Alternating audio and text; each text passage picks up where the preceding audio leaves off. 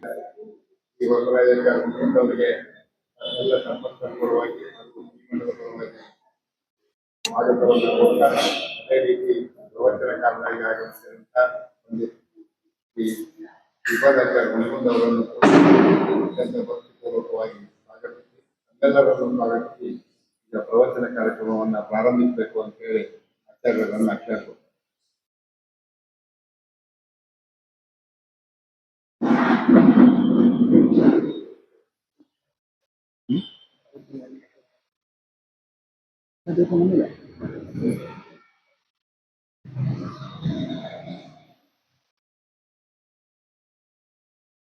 ಶ್ರೀ ಗುರುಭ್ಯೋ ನಮಃ.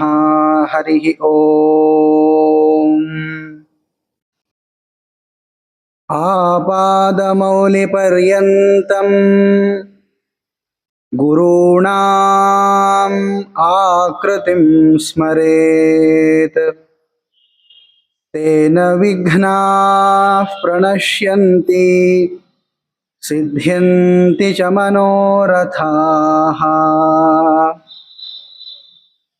ನಾರಾಯಣಂ ಸುರಗುರುಂ ಜಗದೇಕನಾಥಂ ಭಕ್ತಪ್ರಿಯಂ ಸಕಲಲೋಕನಮಸ್ಕೃತಂ ಚ ತ್ರೈಗುಣ್ಯವರ್ಜಿತಮಜಂ ವಿಭುಮಾದ್ಯಮೀಶಂ ವಂದೇ ಭವಘ್ನಮಮರಾಸುರಸಿದ್ಧವಂದ್ಯಂ. ನಾರಾಯಣಂ ನಮಸ್ಕೃತ್ಯ ನರಂ ಚೈವ ನರೋತ್ತಮಂ ದೇವೀಂ ಸರಸ್ವತೀಂ ವ್ಯಾಸಂ ತತೋ ಜಯಮುದೀರಯೇ.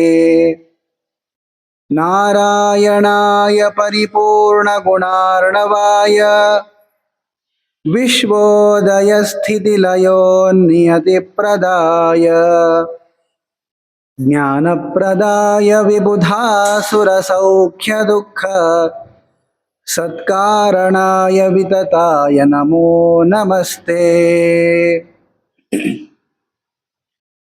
ಯಸ್ಯ ತ್ರೀಣ್ಯುದಿತಾನಿ ವೇದವಚನೆ ರೂಪಾಣಿ ದಿವ್ಯಾನ್ಯಲಂ ಬಟ್ ತದ್ದರ್ಶತಮಿತ್ಥಮೇವ ನಿಹಿತಂ ದೇವಸ್ಯ ಭರ್ಗೋ ಮಹತ್. ವಾಯೋರಾಮವಚೋ ನಯಂ ಪ್ರಥಮಕಂ ಪೃಕ್ಷೋ ದ್ವಿತೀಯಂ ವಪುಃ ಮಧ್ವೋ ಯತ್ತು ತೃತೀಯಮೇತದಮುನಾ ಗ್ರಂಥಃ ಕೃತಃ ಕೇಶವೇ.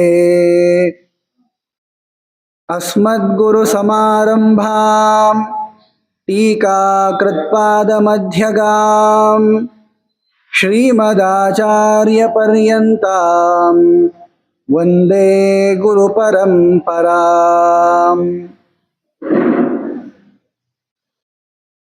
ಮೂಕೋಪಿ ಯತ್ಪ್ರಸಾದೇನ ಮುಕುಂದಶಯನಾಯತೆ ರಾಜರಾಜಾಯತೆ ರಿಕ್ತೋ ರಾಘವೇಂದ್ರಂ ತಮಾಶ್ರಯೇ.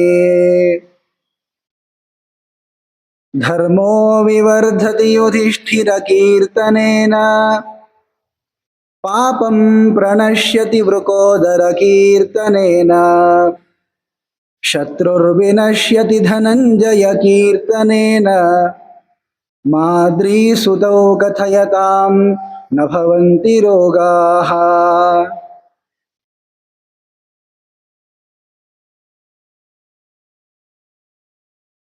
ಶ್ರೀಮನ್ ಮಹಾಭಾರತದಲ್ಲಿ ವೇದವ್ಯಾಸ ದೇವರು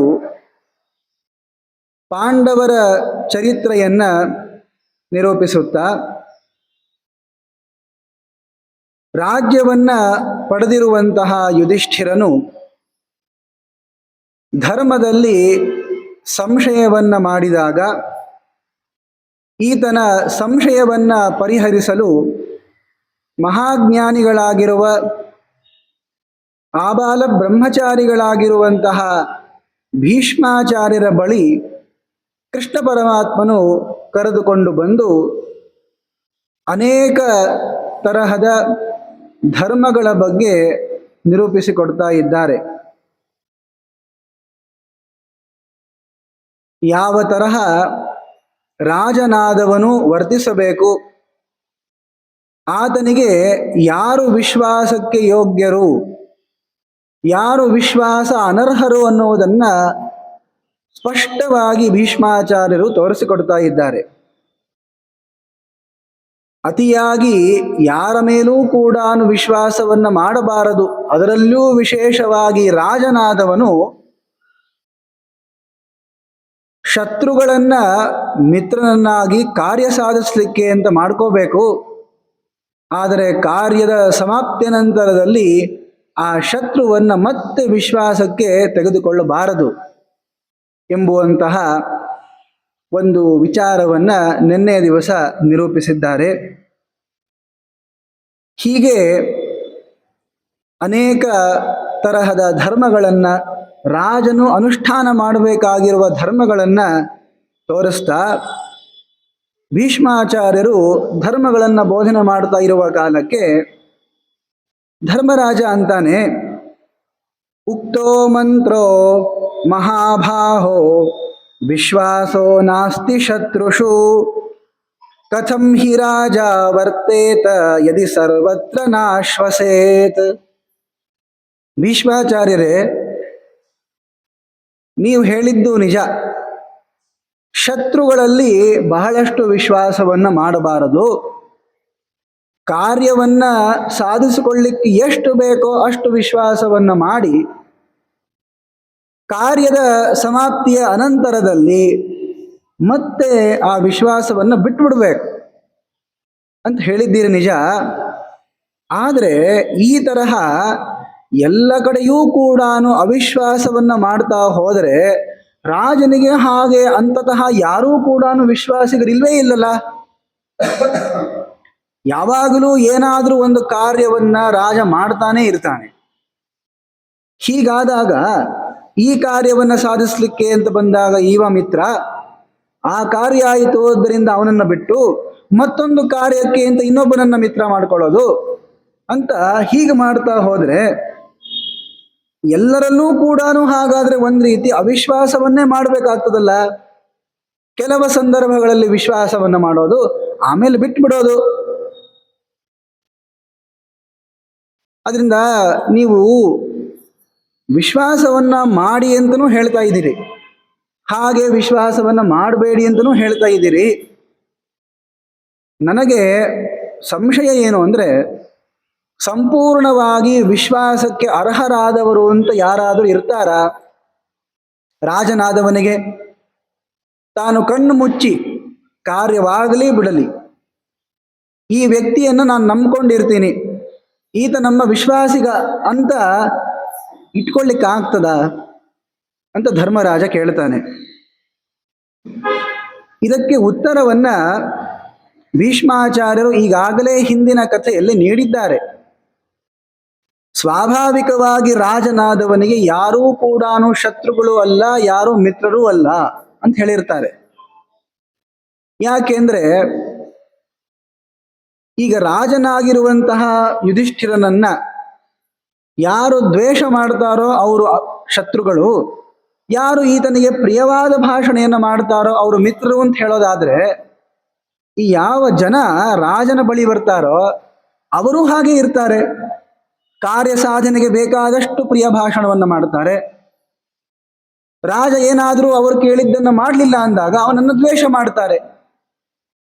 ನೋಡಪ್ಪ, ಅವರೂ ಕೂಡ ಯಾವುದೋ ಕಾರ್ಯಕ್ಕೆ ನಿನ್ನನ್ನು ವಿಶ್ವಾಸ ಮಾಡ್ತಾ ಇರೋದು ಅಂತ ಆದಮೇಲೆ ನೀನ್ಯಾಕೆ ಅವರಲ್ಲಿ ಆತ್ಯಂತಿಕ ವಿಶ್ವಾಸವನ್ನು ಮಾಡ್ತಾ ಇರೋದು? ಇದಕ್ಕೆ ಒಂದು ಕಥೆಯನ್ನು ಕೂಡ ನಿನ್ನೆ ಹೇಳಿದ್ದಾಗಿದೆ. ಈಗ ಭೀಷ್ಮರಂತಾರೆ, ಇನ್ನೊಂದು ಕಥೆ ಹೇಳ್ತೀನಿ ಕೇಳು. ವಿಶ್ವಾಸವನ್ನ ಹೇಗೆ ಒಬ್ಬ ವ್ಯಕ್ತಿಯ ಮೇಲೆ ಬಹಳಷ್ಟು ಮಾಡಿಕೂಡುದು ಅನ್ನೋದಕ್ಕೆ ಒಂದು ಕಥೆ ಹೇಳ್ತೀನಿ ಅಂತ. ಶೃಣುಷ್ವರಾಜನ್ ಯೋ ವೃತ್ತೋ ಬ್ರಹ್ಮದತ್ತ ನಿವೇಶನೆ ಪೂಜನ್ಯಾ ಸಹ ಸಂವಾದೋ ಬ್ರಹ್ಮದತ್ತಸ್ಯ ಭೂಪತೇಹೇ. ಬ್ರಹ್ಮದತ್ತ ಅಂತ ಒಬ್ಬ ರಾಜ ಇದ್ದ. ಆ ರಾಜನಿಗೂ ಹಾಗೂ ಒಂದು ಪಕ್ಷಿ, ಪೂಜನಿ ಅಂತ ಅದರ ಹೆಸರು, ಈ ಇಬ್ಬರ ಸಂವಾದದಲ್ಲಿ ಕೆಲವು ವಿಚಾರಗಳು ಬಂದಿವೆ, ಅವುಗಳನ್ನು ನಿನಗೆ ಹೇಳಿಕೊಡ್ತೀನಿ ಅಂತ ಭೀಷ್ಮರು ಕಥೆಯನ್ನು ಪ್ರಾರಂಭ ಮಾಡ್ತಿದ್ದಾರೆ. ಕಾಂಪಿಲ್ಯೆ ಬ್ರಹ್ಮದತ್ತಸ್ಯ ತ್ವಂತಃಪುರ ನಿವಾಸಿನಿ ಪೂಜನೀನಾಮ ಶಕುನಿ ದೀರ್ಘಕಾಲಂ ಸಹೋಷಿತ. ಬ್ರಹ್ಮದತ್ತ ಅಂತ ಕಾಂಪಿಲ್ಯ ನಗರದಲ್ಲಿ ರಾಜನಾಗಿ ಇದ್ದವನು. ಆತನ ಅಂತಃಪುರದಲ್ಲಿ ಒಂದು ಪಕ್ಷಿ ಇದೆ, ಪೂಜನಿ ಅಂತ ಅದರ ಹೆಸರು. ದೀರ್ಘಕಾಲಂ ಸಹೋಷಿತ, ಬಹಳ ಕಾಲ ಪರ್ಯಂತವಾಗಿ ಈ ರಾಜನ ಜೊತೆಯೇ ಆ ಪಕ್ಷಿ ವಾಸ ಮಾಡ್ತಾ ಇತ್ತು, ಅಲ್ಲೇ ಅಂತಃಪುರದಲ್ಲೇ ಇರ್ತಾ ಇತ್ತು. ಇದು ಸಾಧಾರಣವಾದ ಪಕ್ಷಿ ಅಲ್ಲ. ಈ ರಾಜನಿಗೆ ಪ್ರಾಣಿಗಳನ್ನು ಸಾಕುವಂತಹ ಆಸೆ ಇರ್ತದೆ. ಕೆಲವೊಬ್ಬರು ಹುಲಿಗಳನ್ನೂ ಸಾಕಿರ್ತಾರೆ, ಮನೆಯಲ್ಲಿ ಇಟ್ಕೊಳ್ಬೇಕಾಗಿರುವ ಏನೇನು ಪ್ರಾಣಿಗಳು ಅಂತಿವೆ ಅವುಗಳನ್ನು ಸಾಕಿರ್ತಾರೆ. ಈತ ಈ ಪಕ್ಷಿಯನ್ನ ಸಾಕಿದ್ದ. ಇದು ಸಾಧಾರಣವಾದ ಪಕ್ಷಿ ಅಲ್ಲ. ಸರ್ವಜ್ಞ ಸರ್ವತತ್ವಜ್ಞ ತಿರ್ಯಜ್ಞೋನಿಂ ಗತಾಪಿಸ, ಎಲ್ಲವನ್ನ ತಿಳಿದಿತ್ತು. ಯಾವುದು ತತ್ವ, ಯಾವುದು ಸರಿಯಾದದ್ದು, ಅವು ಎಲ್ಲವನ್ನೂ ಕೂಡ ಅರಿತಿದೆ. ಋತಜ್ಞ ಸರ್ವಭೂತಾನಾಂ, ತಾನು ಇದು ಯಾವ ಪ್ರಾಣಿಯ ಧ್ವನಿ ಅಥವಾ ಇದು ಯಾವ ವ್ಯಕ್ತಿಯ ಧ್ವನಿ ಅನ್ನುವುದನ್ನ ಚೆನ್ನಾಗಿ ತಿಳ್ಕೊಂಡಿತ್ತು. ಬಹಳ ಬುದ್ಧಿವಂತ ಪಕ್ಷಿ ಅದು. ಇದು ರಾಜನಿಗೆ ಒಂದು ರೀತಿಯಿಂದ ಒಳ್ಳೆಯದನ್ನೂ ಮಾಡ್ತಾ ಇತ್ತು. ತಾನು ಒಂದು ಮೊಟ್ಟೆಯನ್ನ ಇಟ್ಟು ಒಂದು ಕೂಸನ್ನ ಪಡೆದಿತ್ತು. ಇದರ ಪ್ರಭಾವದಿಂದ ರಾಜನಿಗೆ ಒಬ್ಬ ಮಗ ಆಗ್ತಾನೆ. ರಾಜನಿಗೂ ಸಂತೋಷನೇ, ಆಮೇಲೆ ಈ ಪಕ್ಷಿಗೂ ಸಂತೋಷವಾಗ್ತಿತ್ತು. ಸಮಕಾಲಂಚ ರಾಜ್ಞೋಪಿ ದೇವ್ಯಾಂ ಪುತ್ರೋ ವ್ಯಜಾಯತ, ಇದಕ್ಕೂ ಒಂದು ಕೂಸು ಹುಟ್ಟಿತು, ರಾಜನಿಗೂ ಒಂದು ಕೂಸು ಆಗಿದೆ. ಬಹಳ ಸಂತೋಷದಿಂದ ಇದ್ದಾರೆ. ಈ ಪಕ್ಷಿ ಏನು ಮಾಡ್ತಾ ಇತ್ತು, ರಾಜನ ಮಗನಿಗೆ ಸರಿಯಾಗಿರುವಂತಹ ಪೌಷ್ಟಿಕಾಂಶಗಳು ದೊರಕಬೇಕು, ಆತ ಬಲಿಷ್ಠ ಆಗಬೇಕು ಅಂತ ಬಹಳ ದೂರಕ್ಕೆ ಹಾರಿಕೊಂಡು ಹೋಗಿ ಸಮುದ್ರದ ತೀರದಲ್ಲಿ ಇರುವಂತಹ ಅನೇಕ ಕಾಡುಗಳು, ಅಲ್ಲಿ ಬೆಳೆದಿರುವಂತಹ ಹಣ್ಣನ್ನು ಕಿತ್ಕೊಂಡು ಬರ್ತಿತ್ತು. ಕಿತ್ಕೊಂಡು ಬಂದು ತನ್ನ ಶಿಶುಗೊಂದು, ಈ ರಾಜನ ಮಗನಿಗೆ ಒಂದು ಅಂತ ಕೊಡ್ತಿತ್ತು. ಬಹಳ ಇದಂತೂ ವಿಶ್ವಾಸವನ್ನೇ ಮಾಡ್ತಿತ್ತು. ಹೀಗೆ ಬಹಳ ಕಾಲ ಆಯಿತು. ತಥೋ ಗಚ್ಚತ್ ಪರಾಂ ವೃದ್ಧಿಂ ರಾಜಪುತ್ರ ಫಲಾಶನಾತ್. ಇದು ಪ್ರತಿ ದಿವಸ ಕೊಡ್ತಾ ಇರುವ ಆ ಹಣ್ಣನ್ನು ತಿಂದು ಆ ರಾಜಕುಮಾರ ಬಹಳ ಬಲಿಷ್ಠ ಆದ. ರಾಜ ಮಕ್ಕಳನ್ನ ಈ ರಾಜನ ಹೆಂಡತಿಯರು ಸಾಕೋದಿಲ್ಲ. ಯಾಕೆ ಮತ್ತೆ ಹೇಳಿ ಕೇಳಿ ರಾಣಿ ಇರಲ್ಲ. ಅವರು ಏನ್ ಕೆಲಸ ಮಾಡಿಲ್ಲ ಅಂದ್ರೆ ಸ್ತ್ರೀಯರಿಗೆ ರಾಣಿ ಅಂತ ಬೈತಾರ. ಅವನ ರಾಣಿ ಇದೀನಿ ಅಂತ ಅನ್ಕೊಂಡಿರ್ತಾರೆ. ಏನ್ ಕೆಲಸ ಮಾಡಿರಲ್ಲ ಅನ್ನೋದಕ್ಕೆ ವ್ಯಂಗ್ಯವಾಗಿ ಹೇಳಿರ್ತಾರೆ. ಹಾಗೆ ಈ ರಾಜಪುತ್ರ ಬೆಳೀತಾ ಇದ್ದದ್ದು ಧಾತ್ರಿ ಹತ್ರ, ಸಾಕೋ ತಾಯಿ ಅಂತ ಇರ್ತಾರಲ್ಲ ದಾದಿಗಳು, ಅಲ್ಲಿ ಬೆಳೀತಾ ಇದ್ದ. ಈ ಪಕ್ಷಿಯನ್ನ ನೋಡ್ದ, ಸಣ್ಣದಾಗಿರುವಂತಹ ಮರಿಯನ್ನ ನೋಡಿ ಇದನ್ನ ಕೊಲ್ಲಬೇಕು ಅಂತ ವಿಚಾರ ಮಾಡ್ದ. ಯಾಕೆ ಕೊಲ್ಲಬೇಕು? ಸಣ್ಣ ಹುಡುಗಿದ್ದ, ನಿನ್ನ ಏನ್ ಬುದ್ಧಿ ಇಲ್ಲ. ತಥೋ ಬಾಲ್ಯಾಚ್ಚ ಯತ್ನೇನ, ಈತ ಸಣ್ಣ ಹುಡುಗನೂ ಇದ್ದಾನೆ, ಏನಾದ್ರೆ ಏನಾಗೋದಿದೆ ಅಂತ ಆಟ ಆಡ್ತಾ ಈ ಪಕ್ಷಿಯ ಮರಿಯನ್ನ ಕೊಂದು ಹಾಕ್ಬಿಡ್ತಾನೆ. ಕೊನೆಗೆ ಕೊಂದು ತಾನು ಎಲ್ಲಿ ಬೆಳೀತಾ ಇದ್ದ ಆ ಧಾತ್ರಿಯ ಹತ್ರ ಬರ್ತಾನೆ. ಪಾಪ ಈ ಪಕ್ಷಿ ಹಣ್ಣು ತರಲಿಕ್ಕೆ ಅಂತ ಹೋಗಿರ್ತದೆ. ಮತ್ತೆ ರಾಜಕುಮಾರನಿಗೂ ಒಳ್ಳೇದಾಗಬೇಕು, ನನ್ನ ಕುಮಾರನಿಗೂ ಒಳ್ಳೇದಾಗಬೇಕು ಅಂತ ಅನ್ಕೊಂಡು ಹಣ್ಣನ್ನು ತರಲಿಕ್ಕೆ ಅಂತ ಹೋಗಿತ್ತು.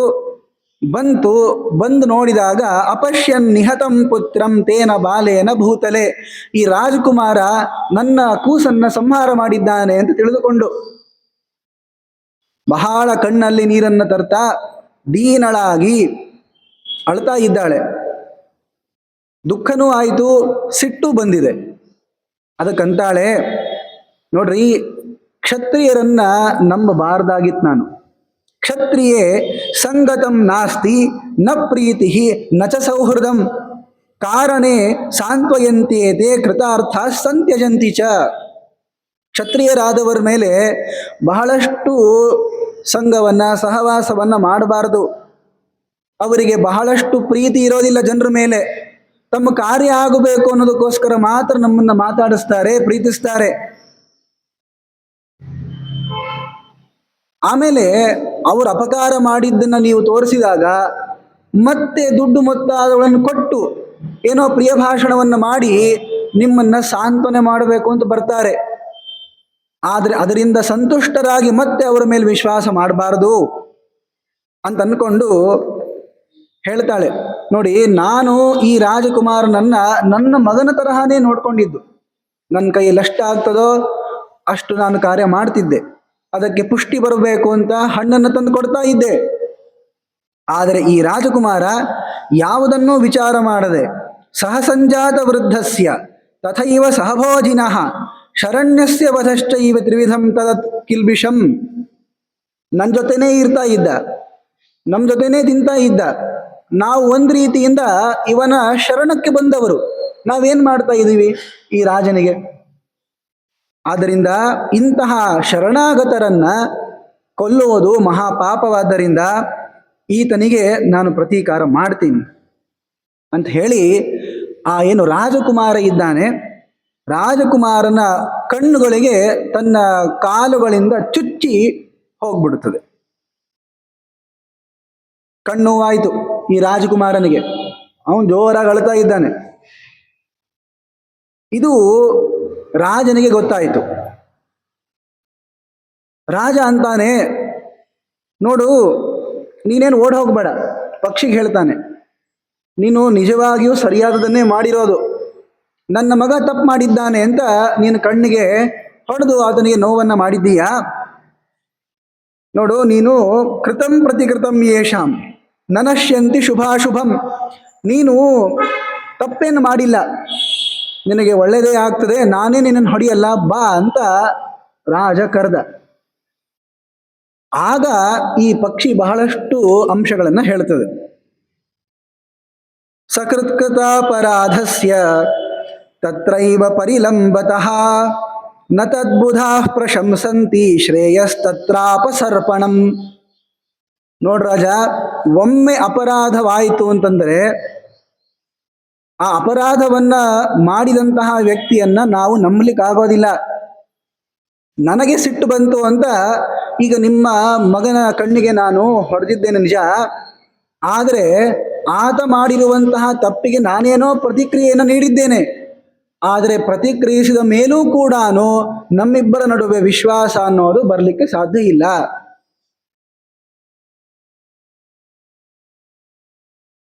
ಯಾಕೆ ಅಂತಂದ್ರೆ, ನೀನಿವಾಗ ನಾನು ಹೋಗಬಾರ್ದು, ಬಹುಕಾಲ ಪರ್ಯಂತ ಇಲ್ಲೇ ಇದ್ದದ್ದು ಅನ್ನೋದನ್ನು ತಿಳಿದು ಮನೆಯಲ್ಲೇ ಇರಬೇಕು, ಹೋಗಬಾರ್ದು ಅಂತ ನೀನು ಹೇಳ್ತಾ ಇದ್ದೀಯ. ಆದರೆ ನೋಡು, ಯಾವಾಗಲೂ ಒಂದು ಅಂಶವನ್ನು ಹೇಳ್ತೀನಿ, ನ ವಿಶ್ವಸೇದ್ ಅವಿಶ್ವಸ್ತೆ ವಿಶ್ವಸ್ಸೇ ನಾತಿ ವಿಶ್ವಸೇ. ಯಾರು ವಿಶ್ವಾಸಕ್ಕೆ ಅನರ್ಹರಲ್ವೋ ಅವರಲ್ಲಿ ವಿಶ್ವಾಸವನ್ನು ಮಾಡಬಾರದು. ಇಷ್ಟು ದಿವಸಗಳ ಪರ್ಯಂತ ನಿನ್ನ ಮೇಲೆ ನಾನು ವಿಶ್ವಾಸ ಮಾಡ್ತಾ ಇದ್ನಲ್ಲ, ಈಗ ನಿನ್ನ ಮೇಲೂ ನಾನು ಬಹಳಷ್ಟು ವಿಶ್ವಾಸವನ್ನು ಮಾಡೋದಿಲ್ಲ. ಯಾಕೆ ಅಂದರೆ ವಿಶ್ವಾಸಾತ್ ಭಯಮುತ್ಪನ್ನಂ ಅಪಿ ಮೂಲಂ ನಿಕೃಂತತಿ. ಬಹಳಷ್ಟು ವಿಶ್ವಾಸವನ್ನು ಮಾಡಿದರೆ ಅಂತಹ ವ್ಯಕ್ತಿಯಿಂದಲೂ ಕೂಡ ಭಯ ಅನ್ನೋದು ನಮಗೆ ಬರ್ತದೆ. ನೋಡು, ಯಾರು ಯಾರಿಗೂ ಕೂಡ ಸಂಪೂರ್ಣವಾಗಿ ವಿಶ್ವಾಸಕ್ಕೆ ಅರ್ಹರಾಗಲ್ಲಪ್ಪ. ನಾ ಹೇಳ್ತೀನಿ ಕೇಳು, ಯಾವಾಗಲೂ ನಮಗೆ ನಾವೇ ವಿಶ್ವಾಸಿಗರಾಗ್ತೀವಿ, ಇನ್ನೊಬ್ಬರಾಗಲ್ಲ ಅಂತ. ಇವೆಲ್ಲವೂ ಪ್ರಧಾನವಾಗಿ ಕ್ಷತ್ರಿಯರಿಗೆ ಹೇಳ್ತಿರುವಂಥದ್ದು. ಮಾತಾ ಪಿತಾ ಬಾಂಧವಾನಾಂ ವರಿಷ್ಠವು. ನಮ್ಮ ಎಲ್ಲ ಬಂಧುಗಳಕ್ಕಿಂತಲೂ ಕೂಡ ತಂದೆ ತಾಯಿನೇ ಶ್ರೇಷ್ಠ. ಬೇರೆಯವರು ಎಷ್ಟೇ ನಮ್ಮನ್ನ ಸರಿಯಾಗಿ ಮಾತನಾಡಿಸಿದರೂ ತಂದೆ ತಾಯಿಗಳೇ ಶ್ರೇಷ್ಠ ಆಗೋದು. ಭಾರ್ಯಾ ಜರ ಬೀಜ ಮಾತ್ರಂತು ಪುತ್ರ. ಇನ್ನು ರಾಜನಾದವನಿಗೆ ತನ್ನ ಅನೇಕ ಜನ ಪತ್ನಿಯರನ್ನು ಅವ್ರು ಇಟ್ಕೊಂಡಿರ್ತಾರಲ್ಲ, ಅವರು ಈತನ ಮುಪ್ಪಿಗೆ ಕಾರಣ ಆಗ್ತಾರೆ. ಇನ್ನು ಬೀಜ ಮಾತ್ರ ಪುತ್ರ, ಅವನು ಈತನಿಂದ ಹುಟ್ಟಿರುವಂತಹ ವ್ಯಕ್ತಿ ಆದ್ದರಿಂದ ಅವನು ಸಂಪೂರ್ಣವಾಗಿ ಇವನಿಗೆ ವಿಶ್ವಾಸಕರಹನಾಗಲ್ಲ.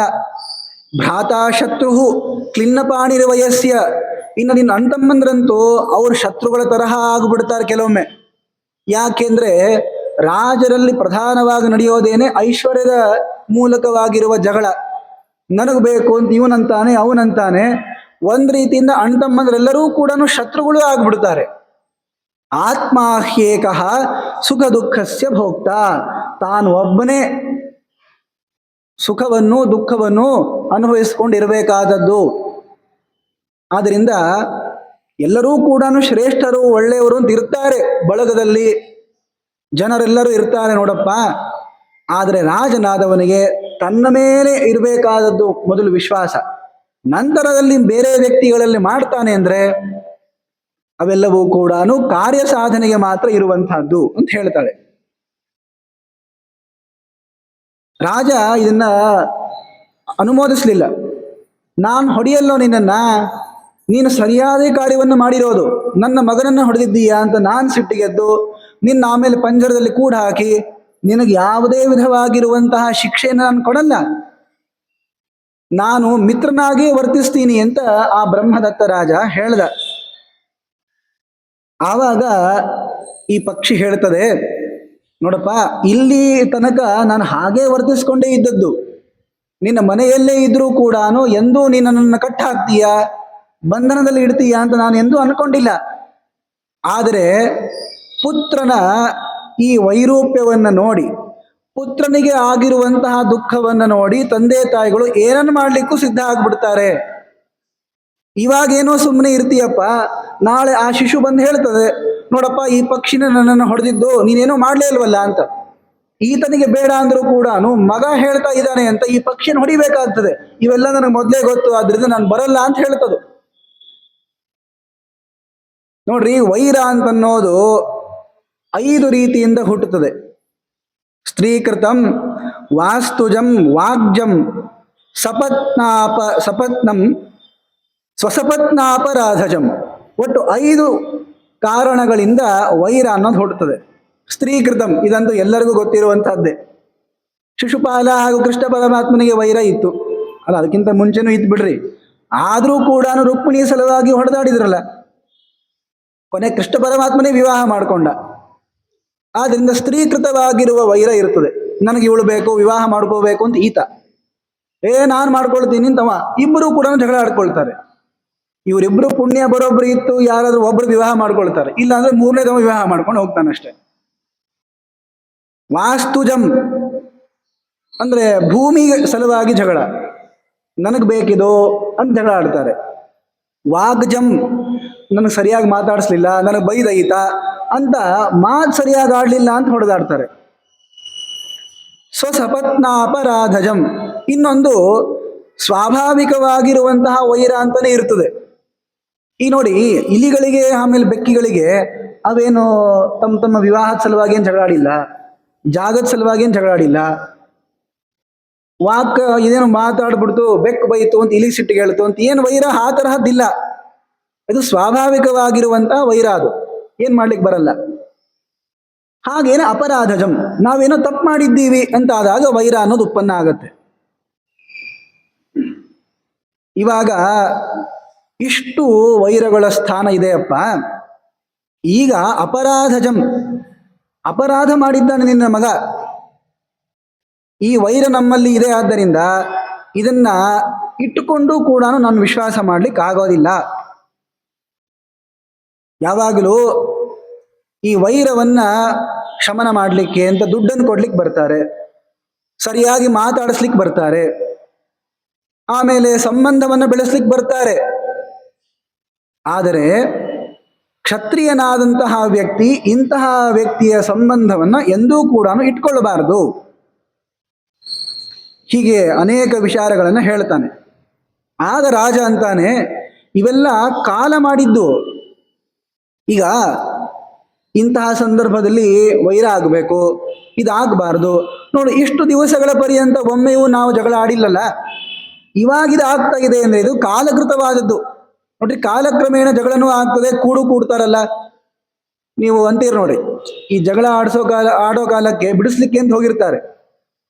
ಅವ್ರು ಹೇಳ್ತಾರೆ, ನೋಡ್ರು, ಈಗೇನೋ ಸಮಯ ಸರಿ ಇಲ್ಲ ಅಂತ ಜಗಳ ಆಡ್ತಾ ಇದೀವಿ, ಮುಂದೆಲ್ಲ ಬರೋಬ್ಬರಿ ಆಗ್ತದೆ, ವಾಪಸ್ ಹೋಗ್ರಿ ಅಂತ.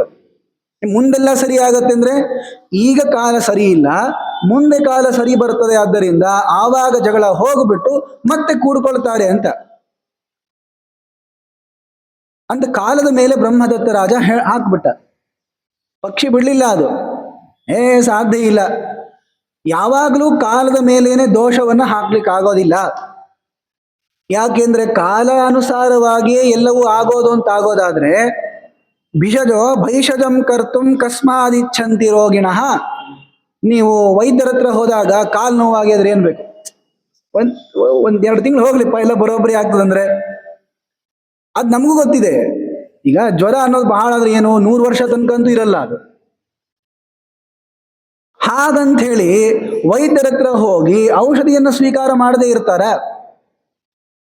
ಅದರಿಂದ ಕಾಲಾನುಸಾರವಾಗಿ ಕಡಿಮೆ ಆಗೇ ಆಗ್ತದೆ ಅಂತ ಹೇಳಿ ಪ್ರಯತ್ನವನ್ನ ಯಾರು ಕೂಡ ಮಾಡೋದನ್ನ ಬಿಡಬಾರ್ದು. ಆದ್ದರಿಂದ ಈ ರೋಗ ಎಷ್ಟಿರ್ತದೆ, ಕೆಲವೊಬ್ರು ಉಪದೇಶ ಮಾಡ್ತಾರೆ, ದೇಹನೇ ಶಾಶ್ವತ ಅಲ್ಲ, ರೋಗ ಏನು ಶಾಶ್ವತ ಏನು ಹೋಗ್ತದೆ ಅಂತ. ನಿಜ, ಕೆಲವು ವೈರಾಗ್ಯ ಉಳ್ಳಂತಹ ವ್ಯಕ್ತಿಗಳು ಯಾವುದೇ ಔಷಧೋಪಚಾರವನ್ನ ಮಾಡ್ಕೊಳ್ಳೋದಿಲ್ಲ, ದೇವರನ್ನೇ ನಂಬಿರ್ತಾರೆ, ದೇವರನ್ನೇ ಔಷಧಂ ಜಗದಸ್ಸೇತು ಅಂತಂದಿರ್ತಾರೆ, ಅದು ಬೇರೆ ವಿಷಯ.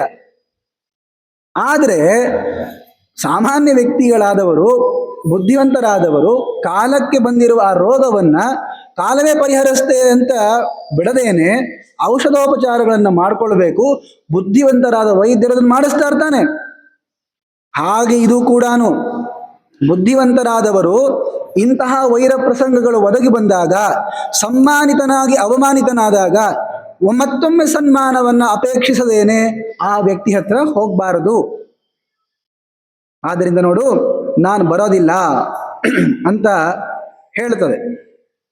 ಕೊನೆಗೆ ಈ ಎಲ್ಲ ಅಂಶಗಳನ್ನ ಹೇಳಿಬಿಟ್ಟು, ನೋಡು ರಾಜ, ನನಗೇನು ನಿನ್ನ ಮೇಲೆ ಇನ್ಮೇಲೆ ವೈರನೂ ಇಲ್ಲ, ಆದ್ರೆ ವೈರ ಇಲ್ಲ ಅಂದ ಮಾತ್ರಕ್ಕೆ ನಾನು ವಿಶ್ವಾಸವನ್ನ ಮಾಡ್ತೀನಿ ಅಂತಲ್ಲ, ಉದಾಸೀನನಾಗಿರ್ಬೋದಲ್ಲ. ನೋಡ್ರಿ, ಲೋಕದಲ್ಲಿ ನಾವು ಇವರನ್ನ ಸಂಬಂಧವನ್ನ ಇಟ್ಕೊಳ್ತೀವಿ, ಸ್ನೇಹದಿಂದ ಇರ್ತೀವಿ ಅಂತನೂ ಇರಂಗಿಲ್ಲ. ಕೆಲವೊಬ್ರು ನಾವು ಅವರನ್ನು ದ್ವೇಷನೂ ಮಾಡಂಗಿಲ್ಲ, ಅವರಷ್ಟಕ್ಕೆ ಅವ್ರು ಇರ್ತಾರೆ, ನಮ್ಮಷ್ಟಕ್ಕೆ ನಾವಿರ್ತೀವಿ. ಈ ಔದಾಸೀನ್ಯ ಅನ್ನೋದನ್ನ ಮಾಡ್ಬಿಡ್ಬೇಕು, ಬಿಟ್ಬಿಡ್ಬೇಕು ಅವ್ರನ್ನ ಸುಮ್ಮನೆ. ನೀವು ಪ್ರೀತಿಯನ್ನು ಮಾಡೋ ಅವಶ್ಯಕತೆ ಇಲ್ಲ, ದ್ವೇಷವನ್ನ ಮಾಡ್ರಿ ಅಂತನೂ ಹೇಳ್ತಾ ಇಲ್ಲ. ಸಾಮಾನ್ಯವಾಗಿ ಈಗ ಅನ್ಕೊಳ್ತಾರೆ, ಅವ್ರನ್ನ ವಿಶ್ವಾಸ ಮಾಡಬೇಡ್ರಿ ಅಂತ ಹೇಳಿದ ಮಾತ್ರಕ್ಕೆ ಹಾಗಾದ್ರೆ ಅವ್ರನ್ನ ಅವಿಶ್ವಾಸ ಮಾಡಬೇಕು ಅಂತ ಹೇಳ್ದಂಗಾಯಿತು ಅಂತ. ಹಾಗೇನ್ ಇಲ್ಲ. ನೀವು ವಿಶ್ವಾಸವನ್ನು ಮಾಡ್ಲಿಕ್ಕೆ ಹೋಗ್ಬೇಡಿ, ದ್ವೇಷವನ್ನು ಮಾಡ್ಲಿಕ್ಕೆ ಹೋಗ್ಬೇಡಿ, ಸುಮ್ಮನೆ ಇದ್ಬಿಡ್ರಿ. ಮತ್ತೆ ಅವರ ಸಹವಾಸವನ್ನ ಮಾಡದೆ ದೂರಿದ್ರೆ ಸಾಕು ಅಂತಿಷ್ಟೆಲ್ಲ ಅಂಶಗಳನ್ನು ಹೇಳಿ ಆ ಪಕ್ಷಿ ಹಾರ್ಕೊಂಡು ಹೋಗ್ಬಿಡ್ತದೆ. ಮತ್ತೆ ಈ ರಾಜನ ಮನೆಗೆ ಬರೋದಿಲ್ಲ ಅನ್ನುವ ಕಥೆಯನ್ನ ಭೀಷ್ಮರು ಯುಧಿಷ್ಠಿರನಿಗೆ ಹೇಳ್ತಾರೆ. ಆದ್ದರಿಂದ ನೋಡು ರಾಜ, ನಾನು 2 ತರಹದ ಕಥೆಗಳನ್ನು ಹೇಳಿದ್ದೇನೆ ಇವಾಗ. ನೋಡಿ, ನಿನ್ನೆಯೂ ಕೂಡ ಏತತ್ ಸಮಾನವಾಗಿರುವ ಕಥೆಯೇ ಬಂದಿತ್ತು. ಆದ್ರೆ ಏನು ವಿಶೇಷ ಅಂದ್ರೆ, ನಿನ್ನೆ ಬಂದಂತಹ ಆ ಕಥೆ, ಇಲಿ ಹಾಗೂ ಬೆಕ್ಕಿನ ಕಥೆಯಲ್ಲಿ ಇಲಿಗೆ ತನ್ನ ಕಾರ್ಯವಾಗಬೇಕಾಗಿತ್ತು ಅಂತ ಶತ್ರುವನ್ನ ಮಿತ್ರ ಮಾಡಿಕೊಂಡು ವಿಶ್ವಾಸ ಮಾಡಿ ಆಮೇಲೆ ಕೈ ಬಿಡ್ತು. ಆದ್ರೆ ಇದು, ಈ ಕಥೆಯಲ್ಲಿ ಬಂದದ್ದು, ಇಲ್ಲಿ ರಾಜನಾದವನು ಎಂದೂ ಶತ್ರು ಅಂತ ಆಗಿರ್ಲೇ ಇಲ್ಲ. ಅವನನ್ನು ಶತ್ರು ಅಂತ ಮಿತ್ರ ಮಾಡಿಕೊಳ್ಳುವಂತಹ ಪ್ರಸಂಗವೂ ಪಕ್ಷಿಗೆ ಬಂದಿರಲಿಲ್ಲ. ಆದ್ರೆ ಬಹುಕಾಲ ಪರ್ಯಂತ ನಾವು ಯಾರನ್ನ ನಂಬಿರ್ತೀವಿ, ಅವರು ವಿಶ್ವಾಸವನ್ನ ಘಾತ ಮಾಡಿಬಿಟ್ರೆ ಆವಾಗ ಮತ್ತೆ ಅವರಲ್ಲಿ ವಿಶ್ವಾಸವನ್ನ ಮಾಡ್ಲಿಕ್ಕೆ ಹೋಗಬಾರದು ಅನ್ನುವಂತಹ ವಿಶೇಷವನ್ನ ಇಲ್ಲಿ ತೋರಿಸ್ತಿದ್ದಾರೆ. ಇದು ವಿಶ್ವಸ್ತೇ ನಾಸ್ತಿ ವಿಶ್ವಸೇತ ಅನ್ನೋದಕ್ಕೆ ಉದಾಹರಣೆ. ಹೀಗೆ ಭೀಷ್ಮಾಚಾರ್ಯರು ಧರ್ಮರಾಜನಿಗೆ ಈ ಬೋಧನೆಯನ್ನ ಮಾಡ್ತಾರೆ. ನಂತರದಲ್ಲಿ ಧರ್ಮರಾಜ ಒಂದು ಪ್ರಶ್ನೆಯನ್ನ ಕೇಳ್ತಾನೆ. ಯುಗಕ್ಷಯಾತ್ ಪರೀಕ್ಷೀಣೆ ಧರ್ಮೇ ಲೋಕೆ ಚ ಭಾರತ ದಸ್ಯುಭಿಃ ಪೀಡ್ಯಮಾನೆ ಚ ಕಥಂ ಸ್ಥೇಯಂ ಪಿತಾಮಹ. ಪಿತಾಮಹರೇ, ಬಹಳಷ್ಟು ಪೀಡೆ ಉಂಟಾಗಿ ಆಪತ್ತುಗಳು ಬಂದಾಗ ಹೇಗಿರಬೇಕು, ಆಮೇಲೆ ಕ್ಷತ್ರಿಯನಾದವನು ಯಾವಾಗ ಹೇಗೆ ವರ್ತಿಸ್ಕೊಂಡಿರಬೇಕು, ಇವೆಲ್ಲನ್ನ ಹೇಳ್ಕೊಡಿ ಅಂತ ಮತ್ತೆ ಪ್ರಶ್ನೆ ಕೇಳ್ತಾನೆ. ಆವಾಗ ಭೀಷ್ಮರು ಭಾರದ್ವಾಜ ಮುನಿಗಳು, ಒಬ್ಬ ರಾಜ ಇರ್ತಾನೆ ಶತ್ರುಂತಪ ಅಂತ, ಆತನಿಗೆ ಹೇಳಿರುವಂತಹ ಅನೇಕ ಪ್ರಮೇಯಗಳನ್ನ ಇಲ್ಲಿ ತಿಳಿಸ್ಕೊಡ್ತಾ ಇದ್ದಾರೆ. ನೋಡಿ, ರಾಜನಾದವನು ಯಾವಾಗಲೂ ಕೂಡ ಹೇಗಿರಬೇಕು ಅಂದ್ರೆ ತನ್ನ ಕಾಮಕ್ರೋಧಗಳನ್ನ ವ್ಯಕ್ತವಾಗಿ ತೋರಿಸಬಾರದು. ರಾಜನಿಗೆ ಇದು ಬಹಳ ಪ್ರಿಯವಾದದ್ದು ಅಂತನ್ನೋದು ಗೊತ್ತಾಯಿತು ಅಂದ್ರೆ ಆ ಪ್ರಿಯವಾದದನ್ನ ಕೊಡುವ ಮೂಲಕವಾಗಿ, ರಾಜನಿಗೆ ಇದನ್ನು ಕಂಡ್ರೆ ತುಂಬಾ ದ್ವೇಷ ಅಂತ ಅನ್ನೋದು ಗೊತ್ತಾಯಿತು ಅಂದ್ರೆ ತನ್ನ ಪರ ದೇಶದವರು ಆ ದ್ವೇಷವನ್ನೇ ಸಾಧಿಸುವ ಮೂಲಕವಾಗಿ ಇವನ ವಿರೋಧವನ್ನು ಮಾಡಿಕೊಳ್ತಾರೆ. ಇನ್ನು ಬೇಕಾದದ್ದನ್ನು ಕೊಡುವ ಮೂಲಕವಾಗಿ ಈತನನ್ನು ವಶಪಡಿಸ್ಕೊಳ್ತಾರೆ. ಆದ್ದರಿಂದ ಯಾವಾಗಲೂ ತನ್ನ ಈ ಭಾವನೆಗಳನ್ನ ಬಹಳಷ್ಟು ಹಿಡಿದಿಟ್ಕೊಂಡಿರಬೇಕು. ನಂತರದಲ್ಲಿ ವಾಂಗ್ಮಾತ್ರೇಣ ವಿನೀತ ಸ್ಯಾದ್ ಹೃದಯೇನ ಯಥಾಕ್ಷುರ, ಮಾತು ಹೇಗೆ ಆಡಬೇಕು ಅಂದ್ರೆ ಏನ್ ರಾಜರಿಯಾತ, ಅವನ ಜೊತೆ ಮತ್ತೊಮ್ಮೆ ಮಾತಾಡಬೇಕು ಅಂತ ನಿಮ್ಗೆ ಅನಿಸ್ಬೇಕು. ಯಾರಾದರೂ ಬಹಳಷ್ಟು ಒಳಗೆ ಬರ್ತಾರೆ ಅಂತ ಆಗೋದಾದ್ರೆ ಹೃದಯೇನ ಯಥಾಕ್ಷುರ, ಮನಸ ಹೇಗಿರಬೇಕು ಅಂದ್ರೆ ಅದನ್ನು ಕೊಂದೇ ಬಿಡ್ತೀನಿ ಅನ್ನೋಂಗಿರ್ಬೇಕು. ಆದಿ ಪರ್ವದಲ್ಲೇನೆ ಈ ವಿಷಯ ಬಂದಿದೆ ನೋಡಿ. ನವನೀತಂ ಹೃದಯಂ ಬ್ರಾಹ್ಮಣಸ್ಯ ವಾಚಿಕ್ಷುರೋ ನಿಹಿತಸ್ತೀಕ್ಷ್ಣಧಾರ ತದುಭಯಮೇತದ್ ವಿಪರೀತಂ ಕ್ಷತ್ರಿಯಸ್ಯ ವಾಂಗ್ನವನೀತಂ ಹೃದಯಂ ತೀಕ್ಷ್ಣಧಾರಂ ಅಂತ. ಬ್ರಾಹ್ಮಣರು ಬೈತಾರೆ ಹಂಗಾಯ್ತು ಹಿಂಗಾಯ್ತು ಅಂತ ಹೇಳಿ, ಆದರೆ ಮನಸ್ಸು ನವನೀತದಂತೆ ಬೆಣ್ಣೆಯಂತೆ ಇರ್ತದೆ. ರಾಜನ ಮಾತುಗಳು ಬೆಣ್ಣೆಯಂತಿರ್ತವೆ, ಆದರೆ ಮನಸ್ಸು ಮಾತ್ರ ತೀಕ್ಷ್ಣಧಾರಂ ಚಾಕುವಿನ ತರಹ ಇರ್ತದೆ. ಹಾಗಿರ್ಬೇಕು ಅಂತಾರೆ ಭೀಷ್ಮರು. ಯಾಕೆ ಅಂತಂದ್ರೆ ನೀವು ಹೇಗೆ ಮಾತಾಡ್ತಾ ಇದ್ದೀರಿ ಹಾಗೆ ಭಾವನೆ ಇಟ್ಕೊಳ್ಳಿಕ್ಕೆ ನೀವೇನು ಋಷಿ ಮುನಿಗಳ? ನೋಡಿ, ಒಂದು ಅಂಶ ಇದೆ ನೋಡಿ, ಎಲ್ಲರಿಗೂ ಕೂಡ ಒಳ್ಳೇದಾಗಲಿ ಅಂತ ಎಲ್ಲರೂ ಬಯಸ್ತಾರೆ, ನಿಜ. ಹಾಗಂತ ಹೇಳಿ ರಾಜನೂ ಕೂಡ ಎಲ್ಲರಿಗೂ ಒಳ್ಳೇದಾಗಲಿ ಅಂತ ಕಳ್ಳರನ್ನ ಹಿಡಿಯೋದು ಬಿಟ್ಟು ಕಳ್ಳತನ ಮಾಡಿಯಲ್ಲಪ್ಪ ಒಳ್ಳೇದಾಗ್ಲಿ ನನಗೆ ಅಂತ ಬಿಡ್ಲಿಕ್ಕೆ ಆಗ್ತದ? ಇಲ್ಲ. ಆತ ಅದನ್ನು ಹೇಳ್ತಿರ್ಬೇಕು ನಿಜ, ಆದ್ರೆ ತಪ್ಪನ್ನ ಮಾಡಿದವರಿಗೆ ಶಿಕ್ಷೆಯನ್ನು ಕೊಡಬೇಕು. ತನ್ನ ಶತ್ರುಗಳು ಅಂತ ಯಾರಿದ್ದಾರೋ ಅವನನ್ನ ದಮನ ಮಾಡುವಂತೆ ವಿಚಾರವನ್ನು ಮಾಡ್ತಾನೆ ಇರಬೇಕು. ವಹೇದ್ ಅಮಿತ್ರಂ ಸ್ಕಂಧೇನ ಯಾವದರ್ಥಸ್ಯ ಲಂಬನಂ, ಶತ್ರುಗಳನ್ನ ಹೆಗಲ ಮೇಲೆ ಕೂಡಿಸ್ಕೋಬೇಕು. ಎಲ್ಲಿ ತನಕ ಕೆಲಸ ಆಗ್ತದೋ ಅಲ್ಲಿ ತನಕ. ಹೀಗೆಲ್ಲ ರಾಜರು ಮಾಡಬೇಕಾದದ್ದನ್ನ ಹೇಳ್ತಾರೆ.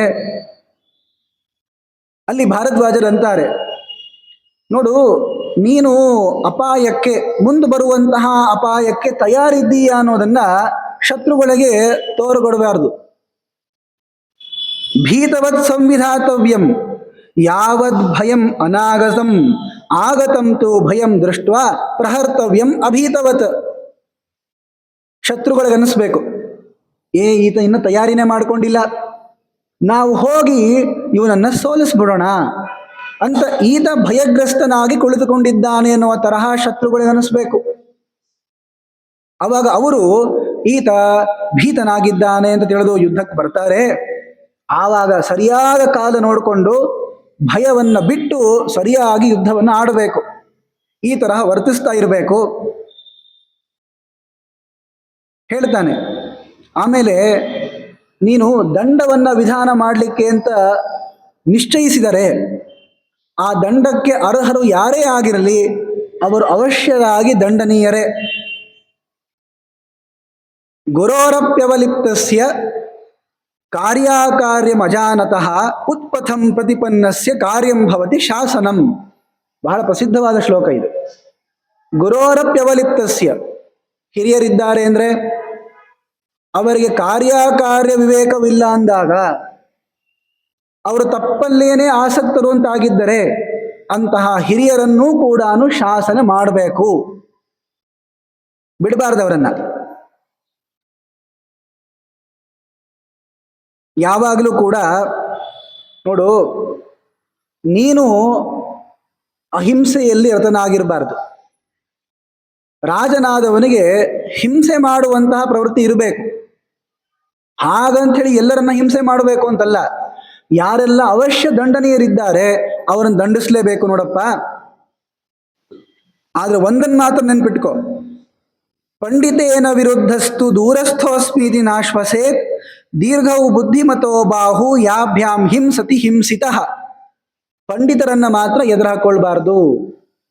ತುಂಬಾ ಬುದ್ಧಿವಂತನಿದ್ದಾನೆ ಅನ್ನೋದು ಗೊತ್ತಾದರೆ ನೀನು ಅವನ ಜೊತೆ ವಿರೋಧವನ್ನ ಕಟ್ಕೊಂಡ್ರೆ ದೂರ ಹೋಗ್ಬಿಡ್ತೀನಿ, ನನಗೇನವ ಮಾಡ್ತಾನೆ ಅಂತ ಅನ್ಕೊಳ್ಬೇಡ. ದೀರ್ಘವು ಬುದ್ಧಿಮತೋ ಬಾಹು, ಆ ಬುದ್ಧಿವಂತನ ಭುಜಗಳು ತುಂಬಾ ದೀರ್ಘಕ್ಕೆ ಬರ್ತಾವೆ. ಅಂದ್ರೆ ನೀ ಎಲ್ಲಿ ತನಕ ಇರ್ತೀಯೋ ಅಲ್ಲಿ ತನಕ ಬರ್ತಾವವು. ಯಾಕೆ? ಬುದ್ಧಿವಂತನಾದ್ದರಿಂದ ಈತ ಎಲ್ಲೇ ಓಡ್ ಹೋದ್ರೂ ಕೂಡ ಈತನ ಹೇಗೆ ಸದೆ ಬಡಿಬೇಕು ಅಂತ ಅವನಿಗೆ ಗೊತ್ತಿರ್ತದೆ. ಆದ್ದರಿಂದ ಶತ್ರು ಎಂತಹವನಿದ್ದಾನೆ, ಬುದ್ಧಿವಂತನಿದ್ದಾನೋ ಇಲ್ಲವೋ, ಇವೆಲ್ಲವನ್ನು ನೋಡಿಕೊಂಡು ವೈರವನ್ನು ಕಟ್ಕೊಳ್ಬೇಕು. ಬುದ್ಧಿವಂತನಾದಾಗ ಆತನನ್ನ ಬಿಟ್ಟು ನಾ ದೂರ ಹೋಗ್ಬಿಡ್ತೀನಿ, ದೂರ ಹೋದ ಮಾತ್ರಕ್ಕೆ ನಾನು ಆರಾಮಾಗಿರ್ಬಹುದು ಅಂತ ಅನ್ಕೊಳ್ಳುವಂತಿಲ್ಲ ಅಂತ ಅನೇಕ ಅಂಶಗಳನ್ನ ಹೇಳ್ತಾರೆ. ಇದನ್ನ ಹೇಳಿದ ಮೇಲೆ ಯುಧಿಷ್ಠಿರ ಒಂದು ಪ್ರಶ್ನೆಯನ್ನು ಕೇಳ್ತಾನೆ. ಹೆಸರಿಗೆ ಇದು ಆಪದ್ಧರ್ಮ ಪರ್ವ, ಆಪತ್ನಲ್ಲಿ ಏನೇನು ಮಾಡಬೇಕು ಅಂತ ಪ್ರಶ್ನೆಯನ್ನ ಕೇಳ್ತಾನೆ. ಈತನೇ ಹೇಳ್ತಾನೆ, ಬಹಳಷ್ಟು ಅಂಶಗಳನ್ನು ನನಗೆ ಹೇಳಿದ್ದೀರಿ ಭೀಷ್ಮರೇ, ಆದರೆ ಮಹಾ ಆಪತ್ತುಗಳು ಬಂದಾಗ ಸರಿಯಾದ ತಪಸ್ಸು ಮುಂತಾದ ವ್ರತ ನಿಯಮಗಳನ್ನು ಇಟ್ಕೊಂಡಿರುವಂತಹ ಜನರು ಹೇಗೆ ಇರಬೇಕು? ಈಗೇನೋ ಭಗವಂತನ ಅನುಗ್ರಹದಿಂದ ಮಳೆ ಬೆಳೆ ಎಲ್ಲ ಆಗ್ತಾ ಇದೆ, ಆದರೆ ಮಳೆಯೇ ಇರೋದಿಲ್ಲ, ಬೆಳೆ ಇರೋದಿಲ್ಲ, ಯಾವ ಯಜ್ಞಕ್ಕೂ ಮಾಡಲಿಕ್ಕೆ ಅವಕಾಶ ಇರೋದಿಲ್ಲ. ಇಂತಹ ಪ್ರಸಂಗದಲ್ಲಿ ಜ್ಞಾನಿಗಳಾದವರು ಮತ್ತೆ ತಪಸ್ವಿಗಳಾದವರು ಹೇಗೆ ವರ್ತಿಸಬೇಕು, ಆಪತ್ತಿನಲ್ಲಿ ಹೇಗೆ ವರ್ತಿಸಬೇಕು, ಇದನ್ನ ಹೇಳಿಕೊಡಿ ಅಂತಂದಾಗ ಒಬ್ಬ ಶ್ವಪಚ ಹಾಗೂ ವಿಶ್ವಾಮಿತ್ರರ ನಡುವೆ ಆಗಿರುವ ಸಂಭಾಷಣೆಯನ್ನ ಹೇಳ್ತಾರೆ. ಬಹಳ ಪ್ರಸಿದ್ಧವಾದದ್ದು ಹೌದು. ಏನಾಗಿರ್ತದೆ, ಕೃತ, ತ್ರೇತ, ದ್ವಾಪರ, ಕಲಿ ಎನ್ನುವಂತಹ 4 ಯುಗಗಳಲ್ಲಿ ಈ ಯುಗಗಳ ಸಂಧಿ ಕಾಲದಲ್ಲಿ ಅಷ್ಟು ಮಳೆ ಬೆಳೆ ಆಗಲ್ಲ. ಯಾಕೆಂದ್ರೆ ಯುಗ ಬದಲಾಗಬೇಕಲ್ಲ, ಏನಾದರೂ ಮುಂದಿನ ಯುಗದ ನಿಯಮಗಳು ಗೊತ್ತಾಗಬೇಕಲ್ಲ. ಈಗ ಕೃತಯುಗ ಅಂತೂ ಬಹಳ ಉತ್ತಮವಾದ ಕಾಲ ಅದು. ಆದರೆ ಅದರಿಂದ ಮುಂದೆ ತ್ರೇತಾಗ ಬರಬೇಕು ಅಂದ್ರೆ ಬರ್ತಾ ಬರ್ತಾ ಕಡಿಮೆ ಆಗಬೇಕಲ್ಲ ಗುಣಗಳ ಧರ್ಮಗಳು. ಅದಕ್ಕೆ ಮಳೆ ಬೆಳೆ ಆಗದೇ ಇರುವಂತೆ ಕಾಲಗಳು ಬರ್ತಾವೆ. 12 ವರ್ಷಗಳ ಕಾಲ ಇಂದ್ರ ಮಳೆಯನ್ನೇ ಸುರಿಸಿರೋದಿಲ್ಲ.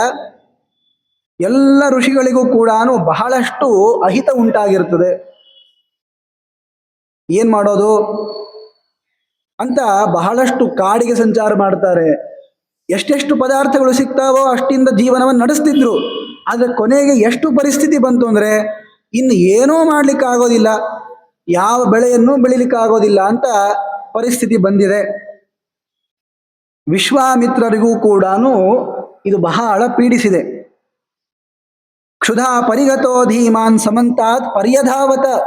ಎಲ್ಲಿ ಹೋಗ್ತಾರೆ? ಬೇರೆ ಬೇರೆ ಊರಿಗೆ ಹೋಗ್ತಾರೆ.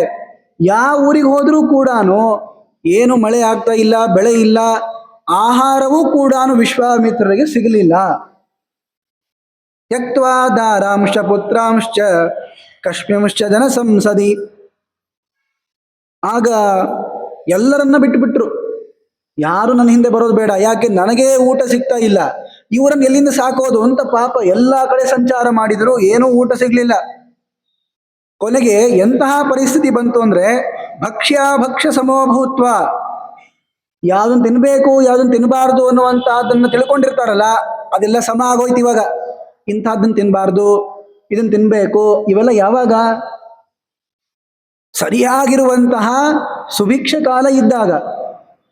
ನೋಡ್ರಿ, ಯಾವಾಗಲೂ ಕೂಡ ಸಸ್ಯಾಹಾರಿಗಳಾಗಿರ್ಬೇಕು ಅಂತಾನೆ ಹೇಳೋದು. ಈಗ ಎಲ್ಲೂ ಕೂಡ ಅಕ್ಕಿನೇ ಸಿಗ್ತಾ ಇಲ್ಲ, ಬೇಳೆ ಸಿಗ್ತಾ ಇಲ್ಲ, ಏನೂ ಸಿಗ್ತಾ ಇಲ್ಲ ಅನ್ನೋ ಕಾಲಕ್ಕೆ ಏನ್ ಮಾಡಬೇಕು? ಪ್ರಾಣಿಗಳನ್ನು ತಿನ್ಬೇಕು ಅಲ್ರಿ. ತಿನ್ನಬಾರ್ದು ಅಂತ ಹೇಳಿದ್ದಾರಲ್ಲ ಅಂದ್ರೆ ಅಂತಹ ಪರಿಸ್ಥಿತಿ ಬಂದ್ರೆ ಏನ್ ಮಾಡೋದು? ಅನ್ನುವ ಪರಿಸ್ಥಿತಿ ವಿಶ್ವಾಮಿತ್ರರಿಗೆ ಬಂದಿದೆ ಇವಾಗ. ಯಾವುದು ಅಭಕ್ಷ್ಯ ಯಾವುದು ಭಕ್ಷ್ಯ ಅನ್ನುವ ವಿಭಾಗ ಹೋಗ್ಬಿಡ್ಬೇಕು, ಅಷ್ಟು ದುಃಖ ಆಗ್ತಾ ಇದೆ. ಏನ್ ಮಾಡೋದು ಅಂತ ವಿಶ್ವಾಮಿತ್ರರಿಗೆ ತೋಚ್ತಾ ಇಲ್ಲ. ಎಲ್ಲಾ ಕಡೆ ಸಂಚಾರ ಮಾಡ್ತಾ ಇದ್ದಾರೆ. ಕೊನೆಗೆ ಒಬ್ಬ ಶ್ವಪಚ, ಅವನು ಎಲ್ಲ ನಾಯಿಯನ್ನ ಬೇರೆ ಬೇರೆ ಪ್ರಾಣಿಗಳನ್ನೆಲ್ಲ ತಿಂತಾನವನು. ಆತನ ಮನೆಯನ್ನು ನೋಡಿದ್ರು. ಆದ ಮಾಂಸಗಳನ್ನೆಲ್ಲ ಜೋತು ಹಾಕಿದ್ದಾನೆ. ವಿಶ್ವಾಮಿತ್ರರು ಅಂದ್ರು, ಇಲ್ಲಿ ಹೋಗಬೇಕು, ಇಲ್ಲಿ ಹೋಗಿ ಮಾಂಸವನ್ನಾದರೂ ತಿಂದು ನನ್ನ ಶರೀರ ಪೋಷಣೆ ಮಾಡಿಕೊಳ್ಳಬೇಕು ಅಂತಂತಾರೆ. ಇಷ್ಟಕ್ಕೆ ಇದನ್ನ ಮುಗಿಸ್ಬಿಟ್ಟು ಮಾಂಸ ತಿನ್ಬೇಕು ಅಂತ ಹೇಳೋರಿದ್ದಾರೆ ಲೋಕದಲ್ಲಿ. ಸಂಪೂರ್ಣವಾದ ಕಥೆಯನ್ನು ಕೇಳಬೇಕು, ಬಹಳ ಸ್ವಾರಸ್ಯ ಇದೆ. ನೋಡಿದ್ರು, ನಸ್ತೇಯ ದೋಷಂ ಪಶ್ಯಾಮಿ ಹರಿಷ್ಯಾಮ್ ಏತದಾಮಿಷಂ. ಏನು ಶ್ವಪಚ ಒಳಗಿದ್ದಾನೆ ಅವನಿಗೆ ಹೇಳ್ದೇನೂ ಕೂಡ ತಗೊಂಡು ಹೋಗ್ಬಿಡ್ತೀನಿ ನಾನು. ಯಾಕೆಂದ್ರೆ ಪ್ರಾಣ ಸಂರಕ್ಷಣೆಯನ್ನು ಮೊದಲು ಮಾಡ್ಕೋಬೇಕು. ಯಾವುದು ತಿನ್ಬೇಕು ತಿನ್ಬಾರ್ದು ಅನ್ನೋ ವಿಭಾಗ ಇಲ್ಲ ಇವಾಗ. ಶರೀರವನ್ನು ಉಳಿಸ್ಕೊಳ್ಬೇಕು. ಆಮೇಲೆ ನನಗೆ ಪಾಪನೂ ಬರಲ್ಲ. ಯಾಕೆ ಬರಲ್ಲ ಅಂತಂದ್ರೆ ನಾನು ತಪ್ಪು ಮಾಡಿಲ್ಲ ಅಂತ ಹೇಳ್ತಾ ತಾವು ಆ ಶ್ವಪಚನ ಮನೆ ಪ್ರವೇಶ ಮಾಡ್ತಾರೆ. ಪ್ರವೇಶವನ್ನ ಮಾಡಿ ಮಲ್ಕೊಂಡಿರ್ತಾನೆ. ಇವನು ಮಲ್ಕೊಂಡಿದ್ದಾನಲ್ಲ, ಇವನಿಗೆ ಗೊತ್ತಾಗಲ್ಲ ಅಂತ ಅನ್ಕೊಂಡು ಆ ಮಾಂಸದ ಭಾಗವನ್ನು ತೆಗೆದುಕೊಂಡು ಹೋಗಬೇಕು ಅಂತ ವಿಶ್ವಾಮಿತ್ರರು ಬಂದ್ರೆ, ಆತ ಸುಮ್ಮನೆ ಮಲ್ಕೊಂಡವ್ರ ತಹ ನಾಟಕ ಮಾಡ್ತಿದ್ದಾನೆ.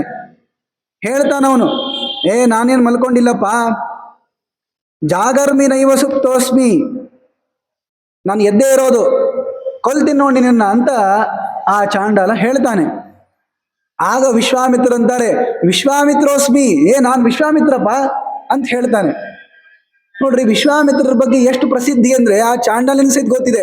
ಎದ್ದವನೇ ನಮಸ್ಕಾರ ಹಾಕ್ಬಿಟ್ಟ, ಏನ್ರಿ ಗುರುಗಳೇ ಇಲ್ಲಿ ಬಂದಿರಿ ನೀವು ಅಂತ. ಯಾಕೆ ಎಂದು ಅವರು ಚಾಂಡಾಲರ ಮನೆಗೆ ಯಾಕೆ ಬರ್ತಾರೆ ಹೇಳ್ರಿ? ಆಗ ವಿಶ್ವಾಮಿತ್ರರು ಬಂದದ್ದು ನೋಡಿ ನಮಸ್ಕಾರ ಹಾಕಿದ ಅಂತ ಇದ್ದಾನೆ. ಇಲ್ಲಿ ಯಾಕೆ ಬಂದಿರ್ರಿ ನೀವು? ಇದು ಬರೋ ಜಾಗನೇ ಅಲ್ಲ ಇದು. ಏನ್ ಬೇಕು ನಿಮಗೆ? ಬಹುಮಾನಾತ್ ಕೃತಾಂಜಲಿ, ಕೈ ಮುಗಿದ ವಿಶ್ವಾಮಿತ್ರರಿಗೆ. ಕೊನೆಗೆ ವಿಶ್ವಾಮಿತ್ರ ಅಂತಾರೆ, ನೋಡಪ್ಪ ಏನ್ ಮಾಡೋದು, ಕ್ಷುಧಿತಃ ಅಂತರ್ಗತ ಪ್ರಾಣ ಹರಿಷ್ಯಾಮಿ ಸ್ವಜಾಘನೀಂ.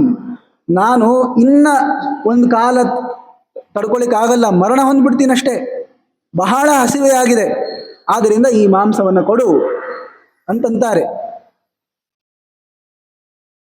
ಅಲ್ಲ, ಇದನ್ನು ಹೇಗೆ ಮಾಡ್ಬೋದು ಅಂದ್ರೆ, ನೋಡಪ್ಪ ಪ್ರಾಣವನ್ನು ಉಳಿಸ್ಕೋಬೇಕು, ಆದ್ದರಿಂದ ನೋಡು ಇದನ್ನು ಕೊಡೋದ್ರಿಂದ ನಿನಗೂ ಒಳ್ಳೇದಾಗ್ತದೆ, ನಾನು ಸ್ವೀಕಾರ ಮಾಡ್ತೀನಿ, ಕೊಟ್ಬಿಡು ಅಂತ ಹೇಳಿದರು. ಆಗ ನೋಡಿ ಈ ಚಾಂಡಾಲ ಧರ್ಮೋಪದೇಶವನ್ನು ಮಾಡ್ತಾನೆ.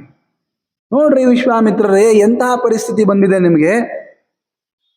ಯಾರಾದರೂ ಕೂಡ ಈ ತರಹ, ಅದು ನಾಯಿಯ ಮಾಂಸವನ್ನು ತಿನ್ನುವಂತಹ ಪರಿಸ್ಥಿತಿ ಬರ್ತದ?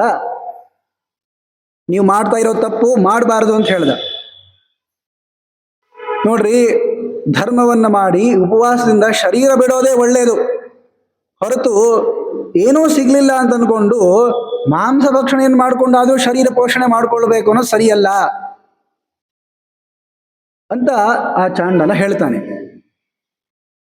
ವಿಶ್ವಾಮಿತ್ರರಂತಾರೆ, ನಿನಗೇನು ಗೊತ್ತಿದೆಯಪ್ಪ, ನಾನು ಓದ್ಕೊಂಡವನಲ್ಲೇನು, ಆದ್ರಿಂದ ನನ್ನ ಮಾತು ಕೇಳು, ನನಗೆ ಬೇಕು ಅಂತ ವಿಶ್ವಾಮಿತ್ರ ಹೇಳ್ತಾರೆ. ಆಗ ಅಂದ್ರು, ಅಲ್ಲರಿ ನೀವು ಹೀಗೆ ಹೇಳ್ತಾ ಹೋದ್ರೆ ನಾಳೆ ಎಲ್ಲರೂ ಕೂಡ ನಮ್ಗೆ ಆಪತ್ತು ಬಂದಿದೆ ಅಂತ ಒಂದು ಹೇಳ್ಬಿಡ್ತಾರೆ. ಅಲ್ರಿ, ನಿಮ್ಗೇನು ಆಪತ್ತಿದೆ ಅಂತ ಇನ್ನೊಬ್ರು ಕೇಳಿಕ್ ಬಂದ್ರೆ, ನನಗೆ ಗೊತ್ತ್ರಿ ನನಗೇನು ಆಪತ್ತು ಬಂದಿದೆ ಅಂತ, ನಿಮ್ಗೇನು ಗೊತ್ತಾಗುತ್ತೆ ಅಂತಂತಾರೆ. ಒಂದು ಮಹಾಭಾರತದಲ್ಲೇ ಮುಂದೆ ಬರ್ತದೆ, ಆಪತ್ ಧರ್ಮಗಳನ್ನ ಆಪತ್ ಇಲ್ಲದೇ ಇದ್ರೂ ಮಾಡಿದ್ರೆ ಪಾಪನೇ ಬರುತ್ತೆ ಅಂತ. ಏನೋ ಪ್ರಸಂಗದಲ್ಲಿ ನೋಡ್ರಪ್ಪ ಹಿಂಗ್ ಮಾಡಿದ್ರೆ ನಡೀತದೆ ಅಂತ ಹೇಳಿರ್ತಾರೆ. ಹೇಳಿದ್ದಾರೆ ನೋಡ್ರಿ ಅಂತ ಈ ಆಪತ್ ಧರ್ಮವನ್ನೇ ಪ್ರಧಾನ ಧರ್ಮ ಅಂತ ತಿಳ್ಕೊಂಡು ಮಾಡೋರು ಎಷ್ಟೋ ಜನ ಇದ್ದಾರೆ. ಇದು ಆಪತ್ ಧರ್ಮವನ್ನ ಹೇಳ್ತಾ ಇರುವಂತಹ ಭಾಗ ಇದು. ಆದ್ರಿಂದ ಇದರಿಂದ ಯಾರೂ ಕೂಡ ಮಾಂಸ ಭಕ್ಷಣ ಧರ್ಮ ಅನ್ನೋದನ್ನು ತಿಳ್ಕೊಳ್ಬೇಡಿ. ಮತ್ತೆ ವಿಶ್ವಾಮಿತ್ರರು ಅಂತಾರೆ, ನಪಾತಕಂ, ಯಾವ ಪಾಪ ನನಗೆ ಬರಲ್ಲ ಇಲ್ಲಿ ಮಾಂಸ ಭಕ್ಷಣವನ್ನ ಮಾಡೋದ್ರಿಂದ. ಅದಕ್ಕೆ ಅವ ಅಂತಾನೆ, ಅಲ್ಲ ಹೋಗಿ ಹೋಗಿ ಇದನ್ನ ಯಾಕೆ ತಿಂತೀರ್ರಿ, ಹೋಗಿ ಜಿಂಕೆನಾದ್ರೂ ತಿನ್ರಿ ಎಂದ. ವಿಶ್ವಾಮಿತ್ರರು ಅಂತಾರೆ, ಪ್ರಾಣ ರಕ್ಷಣೆಗೆ ನಂಗೆ ಜಿಂಕೆ ಆದ್ರೇನೋ ನಾಯಿ ಆದ್ರೇನೋ ಅಂತಂತಾರೋ. ಏನ್ ಮಾತಾಡ್ತಾ ಇದ್ದೀರಿ ನೀವು? ನೀವು ಎಷ್ಟು ತಪಸ್ಸನ್ನ ಮಾಡಿದ್ದೀರಿ, ಏನು ಬ್ರಹ್ಮಚರ್ಯ ನಿಮ್ಮದ್ದು, ಎಲ್ಲವೂ ಹೊರಟು ಹೋಗ್ಬಿಡ್ತದೆ, ಮಾಡಬಾರ್ದು ಈ ತರಹ ಅಂತ ಆ ಶಪಚ ಹೇಳ್ದ. ಏನಪ್ಪಾ ನನಗ್ ಧರ್ಮ ಬೋಧನೆ ಮಾಡ್ತೀಯ ನೀನು ಧರ್ಮ ಬೋಧನೆಗೆ ಅಧಿಕಾರಸ್ಥ ಅಲ್ಲ ಅಂತ ಗೊತ್ತಿಲ್ಲೇನು ಅಂತ ವಿಶ್ವಾಮಿತ್ರರು ಅಂತಾರೆ.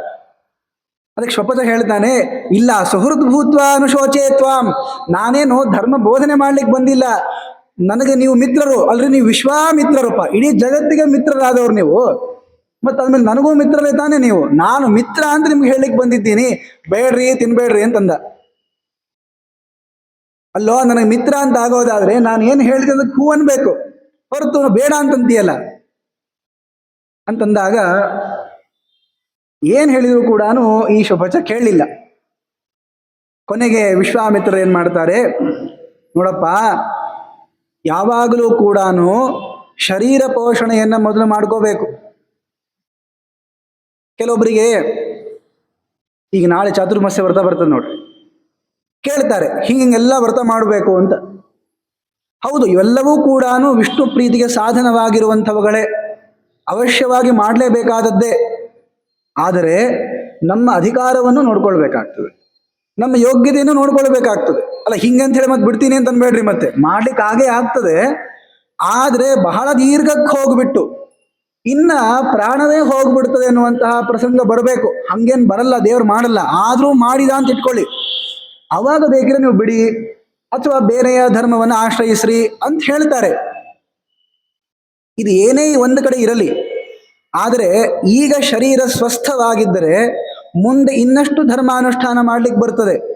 ಯಾಕೆ ಅಂದ್ರೆ ಈ ಶರೀರ ಹೋಯಿತು ಅಂದ್ರೆ ಮತ್ತೆ ಮುಂದೆ ಉತ್ತಮವಾದ ಸಾಧನ ಶರೀರ ಬರ್ತದೆ ಅನ್ನೋದರಲ್ಲಿ ಯಾವ ಖಾತ್ರಿಯೂ ಯಾರಿಗೂ ಇಲ್ಲ.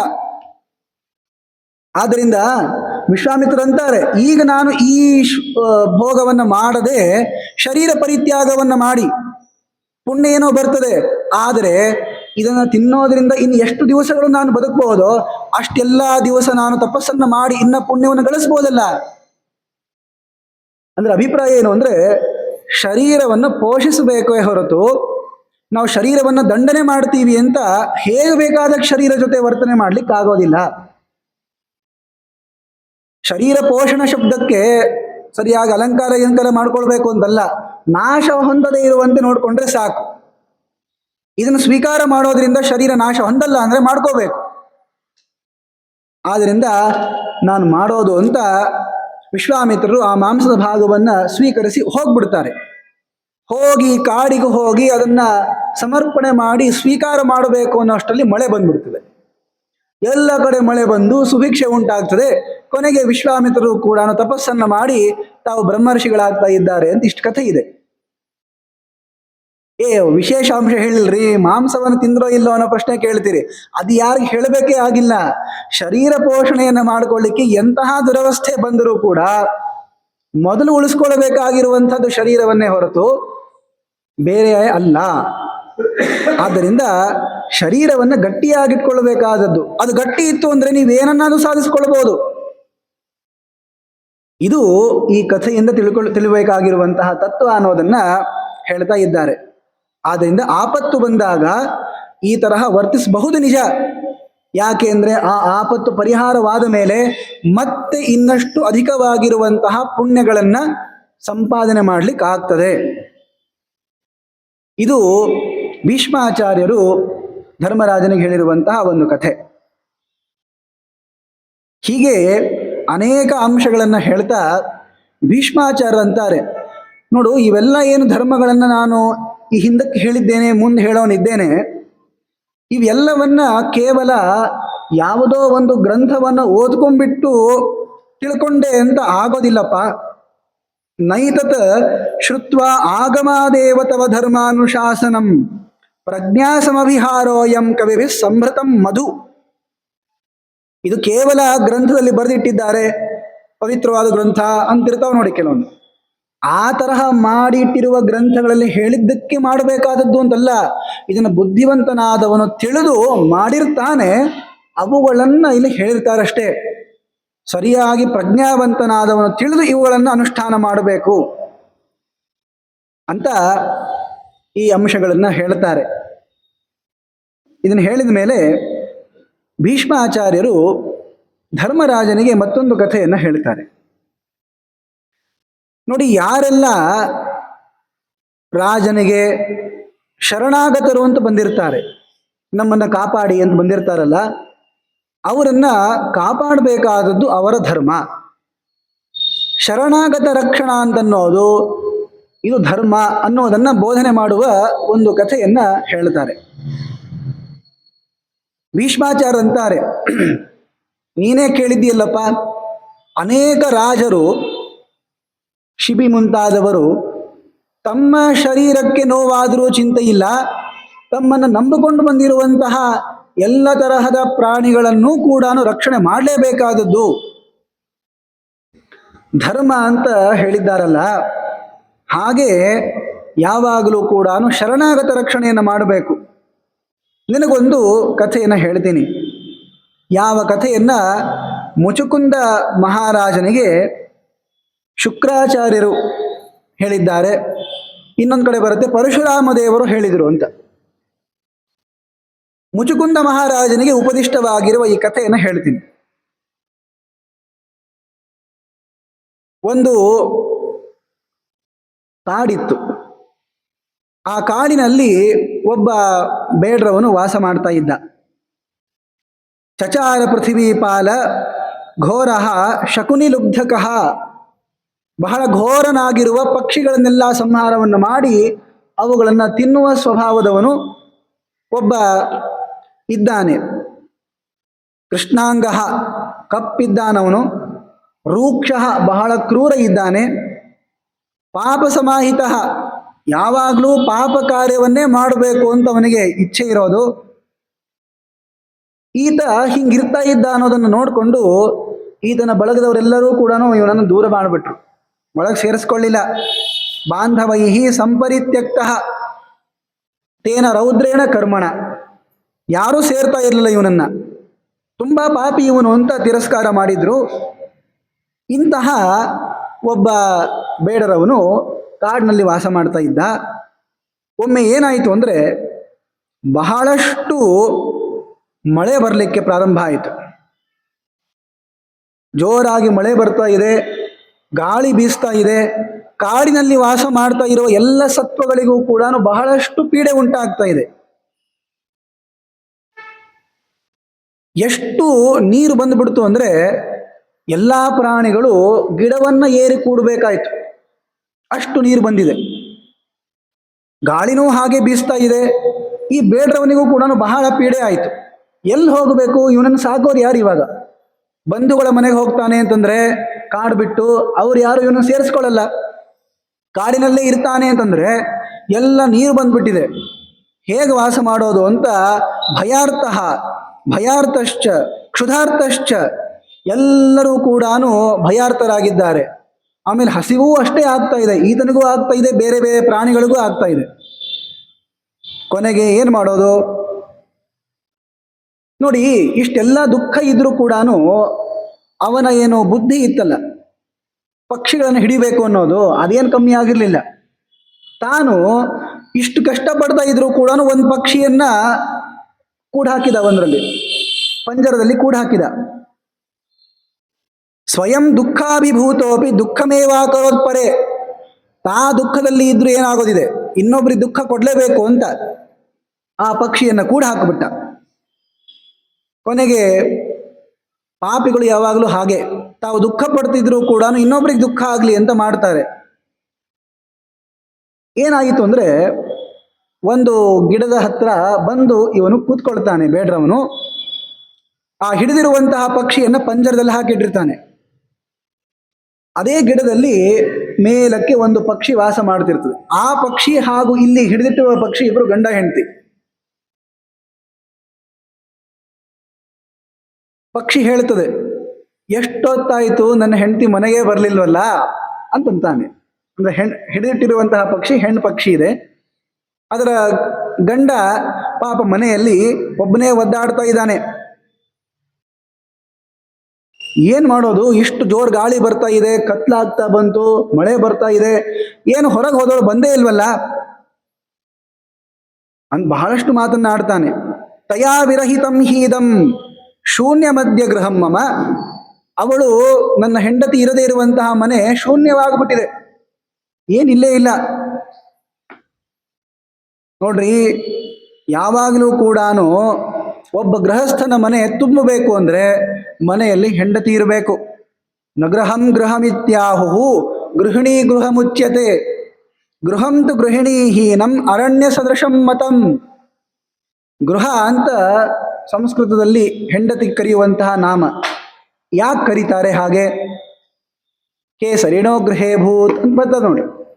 ಕೇಸರಿ ನಾಮಕ ವಾನರನ ಗೃಹೆ ಅಂದ್ರೆ ಹೆಂಡತಿಯಲ್ಲಿ ಹನುಮಂತ ಅವತರಿಸಿದ ಅಂತ. ಹೆಂಡತಿ ಎಂಬುವಂತಹ ಅರ್ಥದಲ್ಲಿ ಗೃಹ ಶಬ್ದವನ್ನು ಪ್ರಯೋಗ ಮಾಡ್ತಾರೆ. ಗೃಹ ಅಂದ್ರೆ ಮನೆಯಲ್ಲೇನ್ರಿ ಅಂದ್ರೆ, ಹೌದು, ಆ ಮನೆ ಆಗೋದೇನೆ ಹೆಂಡತಿಯಿಂದ. ಆದ್ದರಿಂದ ಹೆಂಡತಿಗೂ ಕೂಡ ಗೃಹ ಅಂತ ಕರೀತಾರೆ. ಗ್ರಹ ಆಗೋದು ಬೇರೆ, ಮತ್ತೆ ಆಮೇಲೆ ಈ ಗೃಹ ಅಂತೂ ಆಗ್ತಾರೆ. ನೋಡ್ರಿ, ಮನೆಯಲ್ಲಿ ಹೆಂಡತಿ ಇರದೇ ಇದ್ರೆ ಆ ಮನೆ ಅರಣ್ಯ ಸದೃಶಂ ಮತಂ, ಕಾಡಿನ ತರಹ ಆಗೋಗ್ತದೆ. ಎಷ್ಟೊತ್ತಾಯಿತು ಇವಳು ಹೋದವಳು ಬರ್ತಾನೆ ಇಲ್ವಲ್ಲ. ನೋಡಿ ಅವಳು ಹೇಗಿರ್ತಿದ್ಲು ನನ್ನ ಹೆಂಡತಿ ಎಂದು ಪಾಪ ತಾನು ಹೇಳ್ತಾ ಇದ್ದಾನೆ. ನಭುಂಕ್ತೆ ಮೈ ಅಭುಂಕ್ತೆ ವಾ ನಾಸ್ನಾತೆ ಸ್ನಾತಿ ಸುವ್ರತ. ನಾನು ಊಟ ಮಾಡಿದ್ಮೇಲೆ ಊಟ ಮಾಡ್ತಿದ್ಲು, ನಾನು ಸ್ನಾನ ಮಾಡಿದ್ಮೇಲೆ ಸ್ನಾನ ಮಾಡ್ತಿದ್ಲು. ಅಂದ್ರೆ ತಾನು ಸ್ನಾನ ಮಾಡಿ ಮುಂದೆ ಹೋಗ್ಲಿ ಅಂತಲ್ಲ, ನಾನು ಸ್ನಾನ ಮಾಡ್ತಾ ಇದ್ದೀನಿ ಅಂತ ಹೇಳಿದುಕೊಂಡು ಆಮೇಲೆ ಸ್ನಾನ ಮಾಡ್ತಿದ್ಲು, ನೋಡ್ಕೊಳ್ತಾ ಇದ್ರು ಅಂತ ಅಭಿಪ್ರಾಯ. ನಾನು ಕೂತ್ರೆ ಮಾತ್ರ ಕೂಳ್ತಿದ್ಲು, ನಾನು ನಿಂತ್ರೆ ತಾನೂ ಕೂಡ ನಿಲ್ತಾ ಇದ್ಲು. ಹೃಷ್ಟೇ ಭವತಿ ಸಾ ಹೃಷ್ಟ ದುಃಖಿತೇ ಮೈ ದುಃಖಿತ. ನಾನು ಸಂತೋಷ ಪಟ್ರೆ ಅಯ್ಯೋ ನನ್ನ ಗಂಡ ಸಂತೋಷ ಪಡ್ತಾ ಇದ್ದಾನಲ್ಲ ಅಂತ ಆಕೆ ಸಂತೋಷ ಪಡ್ತಿದ್ಲು. ನಾನು ಅಳ್ತಾ ಇದ್ರೆ ದುಃಖ ಪಟ್ರೆ ಅವಳು ದುಃಖ ಪಡ್ತಿದ್ಲು. ಏನಾರು ಅಳ್ಕೊಂಡು ಹೋಗ್ಲಿ, ನನಗೆ ಆಗೋದಿದೆ ಅಂತ ಇರ್ಲಿಲ್ಲ ಅಂತ. ನೋಡಿ ಎಷ್ಟು ಪ್ರಿಯವಾದಿನಿ, ನನಗೆ ಪ್ರಿಯವಾದದನ್ನೇ ಮಾತಾಡ್ತಾ ಇದ್ಲು. ಇಂತಹ ಹೆಂಡತಿ ಎಲ್ಲಿ ಹೋಗಿದ್ದಾಳೆ ಇವಳು, ಎಷ್ಟೊತ್ತು ಬರಲೇ ಇಲ್ಲಲ್ಲ ಅಂತ ಈ ಪಕ್ಷಿ ವಿಲಾಪವನ್ನ ಮಾಡ್ತಿದೆ. ನೋಡ್ರಿ, ಒಬ್ಬ ಗೃಹಸ್ಥನಿಗೆ ಬೇರೆ ಯಾರೂ ಕೂಡ ಮಿತ್ರರಲ್ಲ. ನಾಸ್ತಿ ಭಾರ್ಯ ಸಮಂ ಮಿತ್ರಂ. ಹೆಂಡತಿಗೆ ಸಮಾನನಾಗಿರುವ ಇನ್ನೊಬ್ಬ ಮಿತ್ರ ಗೃಹಸ್ಥನಾದವನಿಗೆ ಇರೋದಿಲ್ಲ.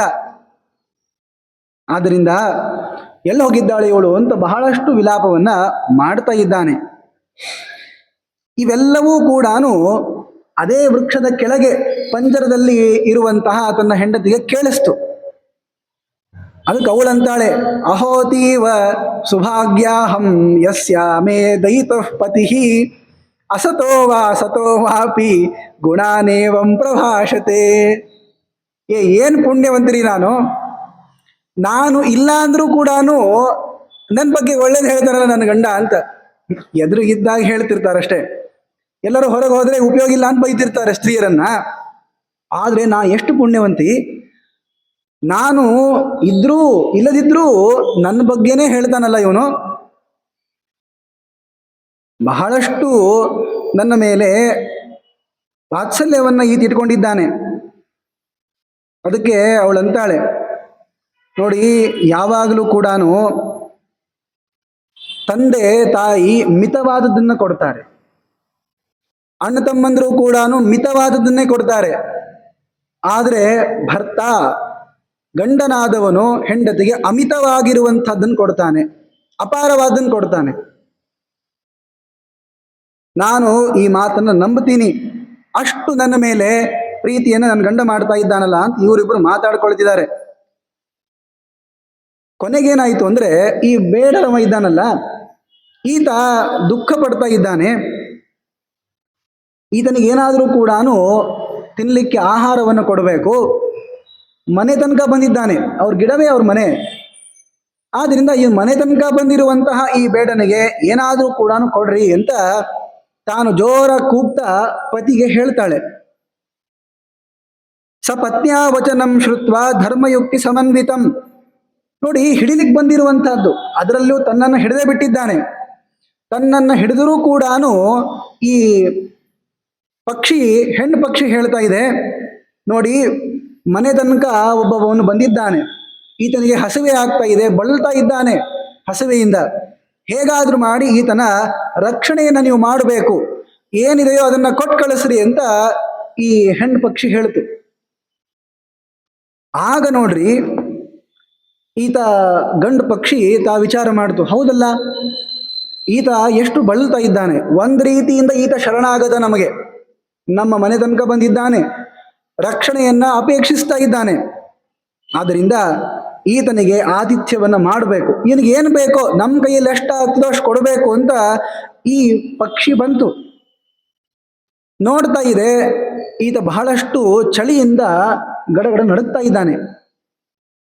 ಹೇಗಾದ್ರೂ ಮಾಡಿ ಇವನಿಗೆ ಸ್ವಲ್ಪ ಶಾಖ ಕೊಡಬೇಕಲ್ಲ. ಬಾಧತೆ ಖಲು ಮಾಂ ಶೀತಂ ಸಂತ್ರಾಣಂ ಹಿ ವಿಧೀಯತಾಂ. ಬಹಳಷ್ಟು ಚಳಿ ಆಗ್ತಾ ಇರೋದ್ರಿಂದ ಏನಾದರೂ ಸ್ವಲ್ಪ ಬಿಸಿ ಬೇಕು ಅಂತ ಈ ಬೇಡ್ರವ ಹೇಳ್ದ. ಆಗ ಆ ಪಕ್ಷಿ ಏನು ಮಾಡ್ತು ಅಂದ್ರೆ, ಹೇಗೋ ಒಣಗೋಗಿರುವಂತಹ ಎಲೆಗಳನ್ನು ಸಂಗ್ರಹ ಮಾಡಿಕೊಂಡು ಬಂದು ಒಂದು ಕಡೆ ಇಟ್ಟು, ಕರ್ಮಾರನ ಮನೆಗೆ ಹೋಗ್ಬಿಟ್ಟು, ಅವನು ಯಾವಾಗಲೂ ಮತ್ತೆ ಬೆಂಕಿಯನ್ನು ಹಚ್ಚಿರ್ತಾನಲ್ಲ ಕಬ್ಬಿಣದ ಎಲ್ಲ ಪದಾರ್ಥಗಳನ್ನು ಮಾಡಬೇಕು ಅಂತ, ಅಲ್ಲಿರುವಂತಹ ಒಂದು ಕೆಂಡವನ್ನು ತೆಗೆದುಕೊಂಡು ಬಂದು ಶುಷ್ಕವಾಗಿರುವಂತಹ ಎಲೆಗಳ ಮೇಲೆ ಆ ಕೆಂಡವನ್ನು ಹಾಕಿ ಅಗ್ನಿಯನ್ನು ಪ್ರಜ್ವಲಿಸಿ ಸ್ವಲ್ಪ ಬಿಸಿ ಆಗುವಂತೆ ಮಾಡ್ತು. ಬಿಸಿ ಆಗ್ತಾ ಇದೆ, ಆದರೆ ಬರೇ ಬಿಸಿ ಆದ್ರೆ ಸಾಕಾಗ್ಲಿಲ್ಲ, ಇವನಿಗೆ ಹಸಿವೆ ಆಗ್ತಾ ಇದೆ. ಕೊನೆಗೆ ಈತ ಹೇಳ್ತಾನೆ, ನೋಡಪ್ಪ ಬೇಡ್ರವನೇ, ನಮೇಸ್ತಿ ವಿಭವೋ ಏನ ನಾಶಯೇಯಂ ಕ್ಷುಧಾಂತವ.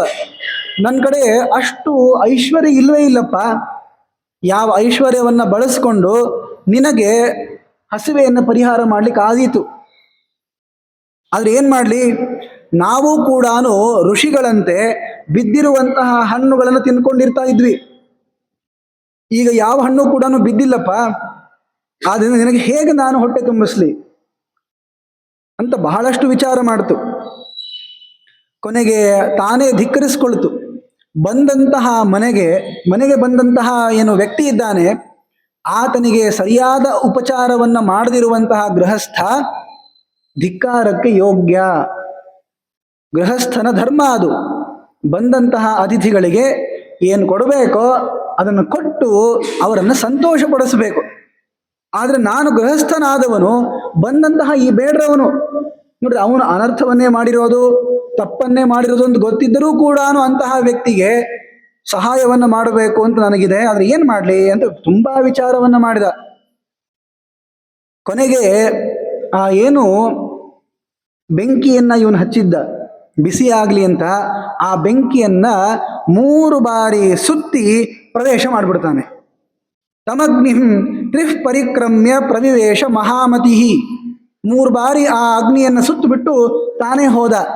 ಆ ಬೆಂಕಿಯಲ್ಲಿ ತನ್ನ ಶರೀರವನ್ನು ಬಿಟ್ಟುಬಿಟ್ಟ. ಅದಕ್ಕೆ ಅರ್ಥ ಏನು ಅಂದ್ರೆ, ಈ ಪಕ್ಷಿಯನ್ನ ಬೇಯಿಸ್ಕೊಂಡು ತಿಂದಿನು ಅಂತ, ನನ್ನನ್ನೇ ತಿಂದ್ಬಿಡು.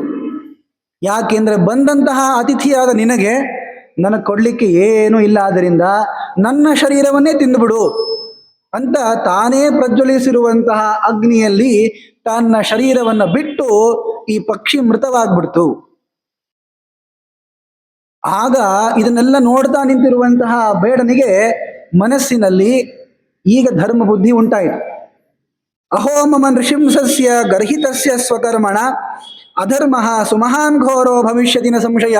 ನಾ ಎಂತಹ ಪಾಪಿ, ನಾನು ಕಣ್ಣು ಎದುರಿಗೆ ನನ್ನ ಸಲುವಾಗಿ ಬೆಂಕಿಯನ್ನ ಪ್ರವೇಶ ಮಾಡಿರುವ ಈ ಪಕ್ಷಿಯನ್ನು ಹಾಗೆ ನೋಡ್ತಾ ನಿಂತಿದ್ದೀನಲ್ಲ, ನಾನು ಎಷ್ಟು ಕ್ರೂರ ಕರ್ಮವನ್ನ ಮಾಡಿದ್ದೇನೆ, ಆದರೂ ನನ್ನನ್ನು ಕ್ಷಮಿಸಿ ಮನೆಗೆ ಬಂದಿದ್ದಾನೆ ಅನ್ನೋದನ್ನು ತಿಳಿದು ತನ್ನನ್ನೇ ತಿನ್ನುವಂತ ಆ ಪಕ್ಷಿ ಅಗ್ನಿ ಪ್ರವೇಶವನ್ನ ಮಾಡಿದೆಯಲ್ಲ, ನಾನು ಎಷ್ಟು ಪಾಪಿ ಇದ್ದೇನೆ, ನನ್ನ ಸಲುವಾಗಿ ಸ್ವಾರ್ಥಕ್ಕೋಸ್ಕರ ಪಕ್ಷಿಯನ್ನ ಕೊಲ್ತಾ ಇದ್ದೀನಲ್ಲ, ನನಗೆ ಧಿಕ್ಕಾರ ಅಂತ ಹೇಳ್ತಾ ಇದ್ದಾನೆ. ಕಪೋತಂ ಅಗ್ನಿಪತಿತಂ ನೋಡ್ತಾ ಇದ್ದಾನೆ. ಈ ಪಕ್ಷಿ ಕೆಳಗೆ ಬಿದ್ದಿರುವುದನ್ನು ನೋಡಿ ಇನ್ನಷ್ಟು ದುಃಖಿಸ್ತಾ ಇದ್ದಾನೆ. ನನಗೆ ಮಾತ್ರ ಪಾಪನೇ ಬರೋದು. ಕಣ್ಣು ಎದುರಿಗೆ ಅಗ್ನಿ ಪ್ರವೇಶವನ್ನ ಮಾಡ್ತಾ ಇರುವಂತಹ ವ್ಯಕ್ತಿಯನ್ನ ನೋಡಿದ್ರೂ ತಡಿಲಿಲ್ಲಲ್ಲ ನಾನು. ನಾನು ಇನ್ಮೇಲಿಂದ ಯಾವ ಪಕ್ಷಿಯನ್ನು ಕೂಡ ಕೊಲ್ಲಲ್ಲ, ಯಾವಾಗಲೂ ಶುಭ ಕರ್ಮವನ್ನೇ ಮಾಡ್ತೀನಿ. ಇವೆಲ್ಲವನ್ನ ಪರಿತ್ಯಾಗ ಮಾಡಿ ನಾನು ದೇಹವನ್ನು ಬಿಡ್ತೀನಿ ಅಂತ ಮನಸ್ಸಿನಲ್ಲಿ ಅಂದುಕೊಂಡ. ಇತ್ತ ಈ ಪಂಜರದಲ್ಲಿರುವಂತಹ ಹೆಣ್ಣು ಪಕ್ಷಿ ತಾನು ತಿಳ್ಕೊಳ್ತು, ನನ್ನ ಪತಿ ಅತಿಥಿಗೆ ಆಹಾರ ಕೊಡಬೇಕು ಅಂತ ತಿಳಿದು ಅಗ್ನಿಯಲ್ಲಿ ಪ್ರವೇಶವನ್ನು ಮಾಡಿ ಶರೀರವನ್ನು ಬಿಟ್ಟನಲ್ಲ, ನಾನೇ ಪುಣ್ಯವತಿಯಾದವಳು. ಅತಿಥಿಗೋಸ್ಕರ ಇಷ್ಟು ಪ್ರಾಣವನ್ನು ಕೂಡ ಬಿಡುವಲ್ಲ ಮನಸ್ಸನ್ನು ಉಳ್ಳಂತಹ ಗಂಡನ ಲೋಕವನ್ನು ನಾನು ಪಡಿಬೇಕು ಅಂತ ತಾನೂ ಕೂಡ ಆ ಅಗ್ನಿಯಲ್ಲಿ ಪ್ರವೇಶ ಮಾಡಿಬಿಡ್ತಾಳೆ. ಅವಾಗ ಹೇಳ್ತಾಳೆ ಅವಳು, ಮಿತಂ ದದಾತಿ ಹಿ ಪಿತಾ ಮಿತಂ ಭ್ರಾತ ಮಿತಂ ಸುತಃ ಅಮಿತಸ್ಸಿ ಹಿ ದಾತಾರಂ ಭರ್ತಾರಂ ಕಾನ ಪೂಜಯೇತ್. ಒಬ್ಬ ಸ್ತ್ರೀಗೆ ತಂದೆ ಬಹಳ ಕಡಿಮೆನೇ ಕೊಡೋದು, ಅಲ್ಲ ಎಷ್ಟು ಕೊಟ್ಟರು ಕಡಿಮೆ ಅಂತ ಅಭಿಪ್ರಾಯ. ಮಿತಂ ದದಾತಿ ಹಿ ಪಿತಾ ಮಿತಂ ಭ್ರಾತ ಮಿತಂ ಸುತಃ, ಅಣ್ತಮ್ಮಂದ್ರು ಕೂಡ ಮಿತವಾದದ್ದನ್ನೇ ಕೊಡ್ತಾರೆ. ಮಕ್ಕಳು ಹುಟ್ಟಿದ ಮೇಲೆ ಅವರು ಮಿತವಾದದ್ದನ್ನೇ ಕೊಡೋದು. ಆದರೆ ಅಮಿತಸ್ಸಿ ಹಿ ದಾತ, ಅಮಿತವಾಗಿರುವಂತಹ ಪುಣ್ಯವನ್ನ ಪತಿಯಿಂದ ಸ್ತ್ರೀ ಪಡಿತಾಳೆ. ಇಂತಹ ಪತಿಯನ್ನ ಯಾವ ಪತ್ನಿ ತಾನು ಪೂಜೆ ಮಾಡೋದಿಲ್ಲ ಹೇಳಿ? ನನ್ನ ಪತಿಯಾದವನು ಅಷ್ಟು ನನಗೆ ಪುಣ್ಯವನ್ನ ಕೊಡ್ತಾ ಇದ್ದಾನೆ. ಆದ್ದರಿಂದ ನಾಸ್ತಿ ಭ್ರಾತೃ ಸಮೋನಾಥ, ಸ್ತ್ರೀಯ ವಿವಾಹಿತ ಸ್ತ್ರೀಯರಿಗೆ ಪತಿ ಬಿಟ್ಟರೆ ಇನ್ನೊಬ್ಬ ಸ್ವಾಮಿ ಇಲ್ಲ. ನಾಸ್ತಿ ಭ್ರಾತೃ ಸಮಂ ಸುಖಂ ವಿಸೃಜ್ಯ ಧನಸರ್ವಸ್ವಂ ಭರ್ತ ವೈ ಶರಣಂ ಸ್ತ್ರೀಯ. ನೋಡಿ, ಎಲ್ಲವನ್ನ ಬಿಟ್ಟು ನನ್ನ ಗಂಡ ಹೋಗಿದ್ದಾನಲ್ಲ, ಆದ್ದರಿಂದ ನನಗೆ ಆ ಪತಿಯೇ ಬೇಕಾದವನು ಅಂತ ಹೇಳಿಬಿಟ್ಟು ತಾನು ಅಗ್ನಿಯಲ್ಲಿ ಪ್ರವೇಶ ಮಾಡಿಬಿಟ್ಲು. ಯಾರಿಗೆ ತಾನೇ ಪತಿವಿಹೀನವಾಗಿರುವಂತಹ ಈ ಜೀವನ ಬೇಕು ಅಂತ ಆ ಅಗ್ನಿಯನ್ನು ಪ್ರವೇಶ ಮಾಡಿ ಶರೀರವನ್ನು ಪರಿತ್ಯಾಗ ಮಾಡಿಬಿಡ್ತಾಳೆ. ಶರೀರ ಪರಿತ್ಯಾಗವನ್ನು ಮಾಡಿದ ಮೇಲೆ ತಾನು ನೋಡ್ತಾನೆ, ಸ್ವರ್ಗವನ್ನ ಪ್ರವೇಶ ಮಾಡಿರುವ ಆ ಗಂಡು ಪಕ್ಷಿ ಉತ್ತಮವಾಗಿರುವಂತಹ ವಿಮಾನದಲ್ಲಿ ಹೋಗ್ತಾ ಇದೆ.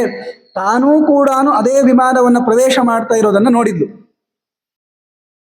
ಅವರಿಬ್ಬರೂ ಕೂಡ ಒಂದಾದ್ರು ಸ್ವರ್ಗಲೋಕದಲ್ಲಿ. ಈ ಬೇಡರವನು ತಾನು ಎಂತಹ ತಪ್ಪನ್ನು ಮಾಡಿದೆ, ನಾನು ಒಂದು ಪಕ್ಷಿಯನ್ನು ಹಿಡಿದೆ, ಈ ಸ್ತ್ರೀ ಪಕ್ಷಿಯನ್ನು ಹಿಡಿದದ್ದು, ಅದು ನಾನು ಮಾಡಿರೋ ತಪ್ಪೆ. ಇನ್ನ ಕಣ್ಣು ಎದುರಿಗೇನೆ ಪಕ್ಷಿ ಅಗ್ನಿ ಪ್ರವೇಶವನ್ನು ಮಾಡೋದನ್ನು ನೋಡಿ ಸುಮ್ಮನಿದ್ದೀನಲ್ಲ, ನನ್ನ ಹೊಟ್ಟೆ ತುಂಬಿಸ್ಕೊಳ್ಳಿಕ್ಕೆ ಪ್ರಾಣಿಗಳ ಸಂಹಾರ ಮಾಡಿದ್ನಲ್ಲ, ನಾನು ತುಂಬಾ ನೃಶಂಸ ಕ್ರೂರಿ ಇದ್ದೀನಿ ಅಂತ ತನ್ನನ್ನು ತಾನು ತುಂಬಾ ನಿಂದನೆ ಮಾಡಿಕೊಂಡು ಪ್ರಾಯೋಪವೇಶನವನ್ನು ಮಾಡಬೇಕು. ಹಾಗೇ ಪ್ರಸ್ಥಾನವನ್ನು ಮಾಡ್ತಾ ಸಂಚಾರ ಮಾಡ್ತಾ ಮಾಡ್ತಾ ಎಲ್ಲಿ ಶರೀರವನ್ನು ಬಿಡ್ತೀನಿ ಅಂತ ತಾನು ಹಾಗೇ ಸಂಚಾರದಲ್ಲಿ ಆಸಕ್ತನಾಗಿದ್ದಾನೆ. ಬದರಿ ಹತ್ರ ಬಂದ, ಆ ಪ್ರದೇಶವನ್ನು ದಾಟಿ ಮುಂದಕ್ಕೆ ಹೋಗ್ತಾ ಇದ್ದಾನೆ. ಪಿಪಾಸಾರ್ಥೋಪಿ ತದ್ದೃಷ್ಟ ತೃಪ್ತಸ್ಯಾನ್ನಾತ ಸಂಶಯ. ಅಲ್ಲಿ ಅನೇಕ ತರಹದ ಉತ್ತಮವಾದ ಸರೋವರಗಳನ್ನು ನೋಡ್ತಾ ಇದ್ದಾನೆ. ಆದರೆ ಎಲ್ಲಿಯೂ ಕೂಡ ನೀರನ್ನು ಕುಡಿಬೇಕು ಅಂತ ಇಚ್ಛಿಸಲಿಲ್ಲ. ಅದನ್ನು ನೋಡಿದ ಅಷ್ಟೇ, ನೋಡಿಯೇ ಸಂತೋಷವನ್ನು ಪಟ್ಟ. ಆ ಸಂತೋಷದಿಂದ ಮತ್ತೆಷ್ಟು ಈ ಶರೀರ ಮುಂದೆ ಹೋಗ್ಲಿಕ್ಕಾಯ್ತೋ ಅಷ್ಟು ಹೋಯ್ತು. ಅಲ್ಲೇ ಕಾಡಿನಲ್ಲಿ ಸಂಚಾರ ಮಾಡ್ತಾ ಇದ್ದಾನೆ. ಕೊನೆಗೆ ತುಂಬಾ ಬೇಸಿಗೆ ಇತ್ತು, ಗಿಡಗಳೆಲ್ಲವೂ ಕೂಡ ಒಣಗಿವೆ. ಜೋರಾಗಿ ಗಾಳಿ ಬಂದಾಗ ಪರಸ್ಪರ ಆ ಗಿಡಗಳ ಸಂಘರ್ಷದಿಂದ ಉತ್ಪನ್ನವಾಗಿರುವಂತಹ ಅಗ್ನಿಯು ಸಮಗ್ರವಾಗಿರುವಂತಹ ಆ ಕಾಡನ್ನು ಸುಡ್ತಾ ಇರುವ ಕಾಲಕ್ಕೆ ಈತನೂ ಕೂಡ ಅಲ್ಲೇ ಹೋಗಿ ಶರೀರ ಬಿಟ್ಬಿಡೋಣ, ಬರೇ ಇನ್ನೊಬ್ಬರನ್ನ ಪೀಡಿಸಿರುವಂತಹ ಈ ಶರೀರ ನನಗೆ ಬೇಡ ಅಂತ ಅಂದ್ಕೊಂಡು ಆ ಕಾಡ್ಗಿಚ್ಚಿನಲ್ಲಿ ಪ್ರವೇಶವನ್ನ ಮಾಡಿ ತನ್ನ ಶರೀರವನ್ನ ಬಿಟ್ಟು ಬಿಡ್ತಾನೆ. ಕೊನೆಗೆ ಶರೀರವನ್ನ ಬಿಟ್ಟು ನೋಡಿದಾಗ ತಾ ಸ್ವರ್ಗವನ್ನ ಪಡಿತಾನೆ. ಇಷ್ಟೆಲ್ಲ ತೀರ್ಥಯಾತ್ರೆಗಳನ್ನು ಮಾಡ್ಕೊಂಡು ಬಂದಲ್ಲ, ನಾನು ಮಾಡಿದ ತಪ್ಪು ಅಂತ ಅನ್ಕೊಂಡಲ್ಲ, ಆ ಪ್ರಾಯಶ್ಚಿತ್ತವನ್ನು ಮಾಡಿಕೊಂಡಿದ್ದಕ್ಕೆ ಸ್ವರ್ಗದಲ್ಲಿ ತನಗೆ ಆಹಾರವನ್ನು ಒದಗಿಸಬೇಕು ಅಂತ ಶರೀರ ಬಿಟ್ಟಿರುವಂತಹ ಕಪೋತವನ್ನ, ಪತಿಯ ಮೇಲೆ ತುಂಬಾ ಪ್ರೀತಿಯನ್ನು ಇಟ್ಕೊಂಡಿರುವಂತಹ ಆ ಹೆಣ್ಣು ಪಕ್ಷಿಯನ್ನೂ ಕೂಡ ನೋಡಿದ. ತಾನೂ ಕೂಡ ಉತ್ತಮವಾಗಿರುವ ವಿಮಾನದಲ್ಲಿ ಕುಳಿತವನಾಗಿ ಸ್ವರ್ಗವನ್ನ ಪ್ರವೇಶ ಮಾಡಿದ. ಇದನ್ನ ಭೀಷ್ಮರು ಹೇಳ್ತಾರೆ. ನೋಡು, ಆದ್ದರಿಂದ ಧರ್ಮರಾಜ, ಕಪೋತಸ್ಯ ಚ ಧರ್ಮಿಷ್ಠಾ ಗತಿ ಪುಣ್ಯೇನ ಕರ್ಮಣ. ಕಪೋತ ತಾನು ಗೃಹಸ್ಥನಾಗಿದ್ದೇನೆ, ಮನೆಗೆ ಬಂದಂಥವರಿಗೆ ಹೇಗಾದರೂ ಮಾಡಿ ಆತಿಥ್ಯವನ್ನು ಮಾಡಬೇಕು ಅನ್ನುವಂತಹ ಧರ್ಮವನ್ನು ಅದು ಮಾಡ್ತು. ಆದ್ದರಿಂದ ಅದಕ್ಕೆ ಮಹಾಪುಣ್ಯ ಇದೆ. ಇನ್ನ ಪತಿಯನ್ನೇ ಪಡಿಬೇಕು ಅಂತ ಅಷ್ಟು ಪತಿವ್ರತೆಯಾಗಿರುವ ಕಾರಣದಿಂದ ಆ ಕಪೋತಿ, ಆ ಹೆಣ್ಣು ಪಕ್ಷಿಯೂ ಕೂಡ ಬಹಳಷ್ಟು ಪುಣ್ಯವತಿಯೇ. ಇನ್ನ ತಾನು ಇಷ್ಟು ವರ್ಷಗಳ ಪರ್ಯಂತ ಪಾಪವನ್ನ ಮಾಡಿದರೂ ಕೂಡ ನಾನು ಮಾಡಿ ತಪ್ಪಿದೆ ಎನ್ನುವಂತಹ ಒಂದು ಪ್ರಾಯಶ್ಚಿತ್ತವನ್ನ ಮಾಡಿಕೊಂಡಲ್ಲ. ಈ ಪ್ರಾಯಶ್ಚಿತ್ತವನ್ನ ಮಾಡಿಕೊಂಡದ್ದಕ್ಕೆ ಅವನಿಗೆ ಎಲ್ಲ ವಿಧವಾಗಿರುವ ಪಾಪಗಳು ಕೂಡ ಹೋಗಿದ್ದಾವೆ. ಉತ್ತಮವಾಗಿರುವಂತಹ ತೀರ್ಥಕ್ಷೇತ್ರಗಳನ್ನ ಸಂದರ್ಶಿಸಿ ಎಲ್ಲ ಪಾಪಗಳನ್ನ ಕಳೆದುಕೊಂಡ. ನೋಡಿ, ಒಂದು ಮಾತನ್ನ ಹೇಳ್ತಾರೆ, ಯಾವಾಗಲೂ ಕೂಡ ವಿಪ್ರತಿಸಾರ ಇತ್ತು ಅಂದ್ರೆ ನಾನು ಮಾಡಿದ ತಪ್ಪಿದೆ, ನಾನು ಈ ತರಹ ಮಾಡಬಾರ್ದಾಗಿತ್ತು, ಇನ್ನೊಮ್ಮೆ ಮಾಡಲ್ಲ ಅನ್ನುವಂತಹ ಭಾವನೆ ಬಂತು ಅಂದ್ರೆ ಬಹಳಷ್ಟು ಆ ಪಾಪ ಇವನಿಗೆ ದುಃಖಪ್ರದವಾಗೋದಿಲ್ಲ. ಅಭೂತ್ಕುಶಾಸ್ತ್ರಾಭ್ಯಸನಂ ನ ಪಾತಕಂ ಕ್ರಮಾಗತಾದ್ ವಿಪ್ರತಿಸಾರತೋ ಯತೇಹೇ ಯಥಾ ಕುಶಸ್ತ್ರಾಭ್ಯಸನಂ ಮುರದ್ವಿಷಃ ಪದಾಂಬುಜೆ ವ್ಯಾಧವರಸ್ಯ ಗರ್ಹಿತಂ. ನಾವು ಯಾಕೆ ಪಾಪವನ್ನ ಮಾಡಿದ ಮೇಲೆ ಕಷ್ಟಕ್ಕೀಡಾಗ್ತೀವಿ ಅಂದ್ರೆ ನಾವು ಮಾಡಿದ ಸರಿ ಇದೆ ಅಂತ ಅನ್ಕೊಂಡಿದೀವಲ್ಲ, ಅದಕ್ಕೋಸ್ಕರ. ಆದ್ರೆ ಈ ವ್ಯಾಧನಿಗೆ ನಾನು ಮಾಡಿ ತಪ್ಪಿದೆ, ಇನ್ನೊಮ್ಮೆ ಇದನ್ನು ಮಾಡಲ್ಲ ಅನ್ನುವಂತಹ ಬುದ್ಧಿಯು ಕೂಡ ಬಂದಿದೆ. ಏನೇನೆಲ್ಲ ಉತ್ತಮವಾದ ತೀರ್ಥಕ್ಷೇತ್ರಗಳನ್ನ ಸಂದರ್ಶಿಸಬೇಕು ಅದನ್ನೆಲ್ಲ ಮಾಡಿದ. ಕೊನೆಗೆ ಶರೀರ ಪರಿತ್ಯಾಗವನ್ನ ಮಾಡಿದ. ಇದರಿಂದ ಆತನಿಗೆ ಉತ್ತಮ ಗತಿಯಾಯಿತು ಅಂತ ಭೀಷ್ಮರು ಹೇಳ್ತಾರೆ. ಆದ್ದರಿಂದ ಯಾವಾಗಲೂ ಶರಣಾಗತ ರಕ್ಷಣೆಯನ್ನ ಮಾಡಬೇಕು, ಇದನ್ನ ಆ ಪಕ್ಷಿಯಿಂದ ಕಲಿಬೇಕು ಅಂತ ಧರ್ಮರಾಜನಿಗೆ ಹೇಳ್ತಾ, ಯಶ್ಚೇದಂ ಶೃಣುಯಾನ್ ನಿತ್ಯಂ ಯಶ್ಚೇದಂ ಪರಿಕೀರ್ತಯೇತ್ ನಾಶುಭಂ ವಿದ್ಯತೆ ತಸ್ಯ ಮನಸಾಪಿ ಪ್ರಮಾದತಃ. ಯಾರ್ಯಾರೆಲ್ಲ ಈ ಕಪೋತದ ಈ ಪಕ್ಷಿಯ ಕಥೆಯನ್ನ ಕೇಳ್ತಾ ಇದ್ದಾರಲ್ಲ, ಯಾರು ಹೇಳ್ತಾ ಇದ್ದಾರಲ್ಲ, ಅವರಿಗೆ ಎಂದೂ ಕೂಡ ಮಾನಸಿಕವಾಗಿರುವಂತಹ ಅಪರಾಧದಿಂದಲೂ ಕೂಡ ಪಾಪ ಬರೋದಿಲ್ಲ. ಯುಧಿಷ್ಠಿರ ಮಹಾನೇಶ ಧರ್ಮೋ ಧರ್ಮಭೃತಾಂಬರ ಗೋಘ್ನೇಶ್ವಪಿ ಭವೇದಸ್ಮಿನ್ ನಿಷ್ಕೃತಿ ಪಾಪಕರ್ಮಣಃ. ನೋಡಪ್ಪ, ಯಾವ್ದ್ಯಾವ್ದೆಲ್ಲ ಪಾಪಗಳು ಅಂತಿವೆ ಆ ಎಲ್ಲ ಪಾಪಗಳನ್ನು ಕೂಡ ಪರಿಹರಿಸುವಂತಹ ಉತ್ತಮವಾಗಿರುವ ಪುಣ್ಯಪ್ರದವಾಗಿರುವಂತಹ ಕಥೆ ಇದು.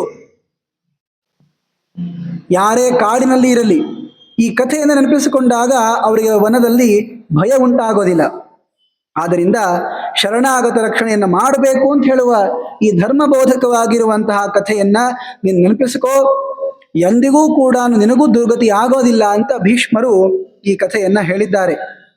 ಹೀಗೆ ನಾನಾ ವಿಷಯಗಳನ್ನ ಸೂಚನೆ ಮಾಡುವಂತಹ ಅನೇಕ ಕಥೆಗಳನ್ನ ಭೀಷ್ಮರು ಉಪದೇಶ ಮಾಡ್ತಾ ಇದ್ದಾರೆ. ಇನ್ನೇನು ಧರ್ಮಗಳನ್ನು ಬೋಧನೆ ಮಾಡ್ತಾರೆ ಆ ಎಲ್ಲ ವಿಚಾರಗಳನ್ನ ಮತ್ತೆ ನಾಳಿನ ದಿವಸ ನೋಡೋಣ ಅಂತ ಹೇಳ್ತಾ ಇವತ್ತಿನ ಈ ಪ್ರವಚನವನ್ನ ಗುರುಗಳ ದ್ವಾರ ಭಗವಂತನಿಗೆ ಅರ್ಪಣೆಯನ್ನು ಮಾಡ್ತಾ ಇದ್ದೀನಿ. ಹರೇ ನಮಃ. ಶ್ರೀಕೃಷ್ಣ ಅರ್ಪಣಮಸ್ತು.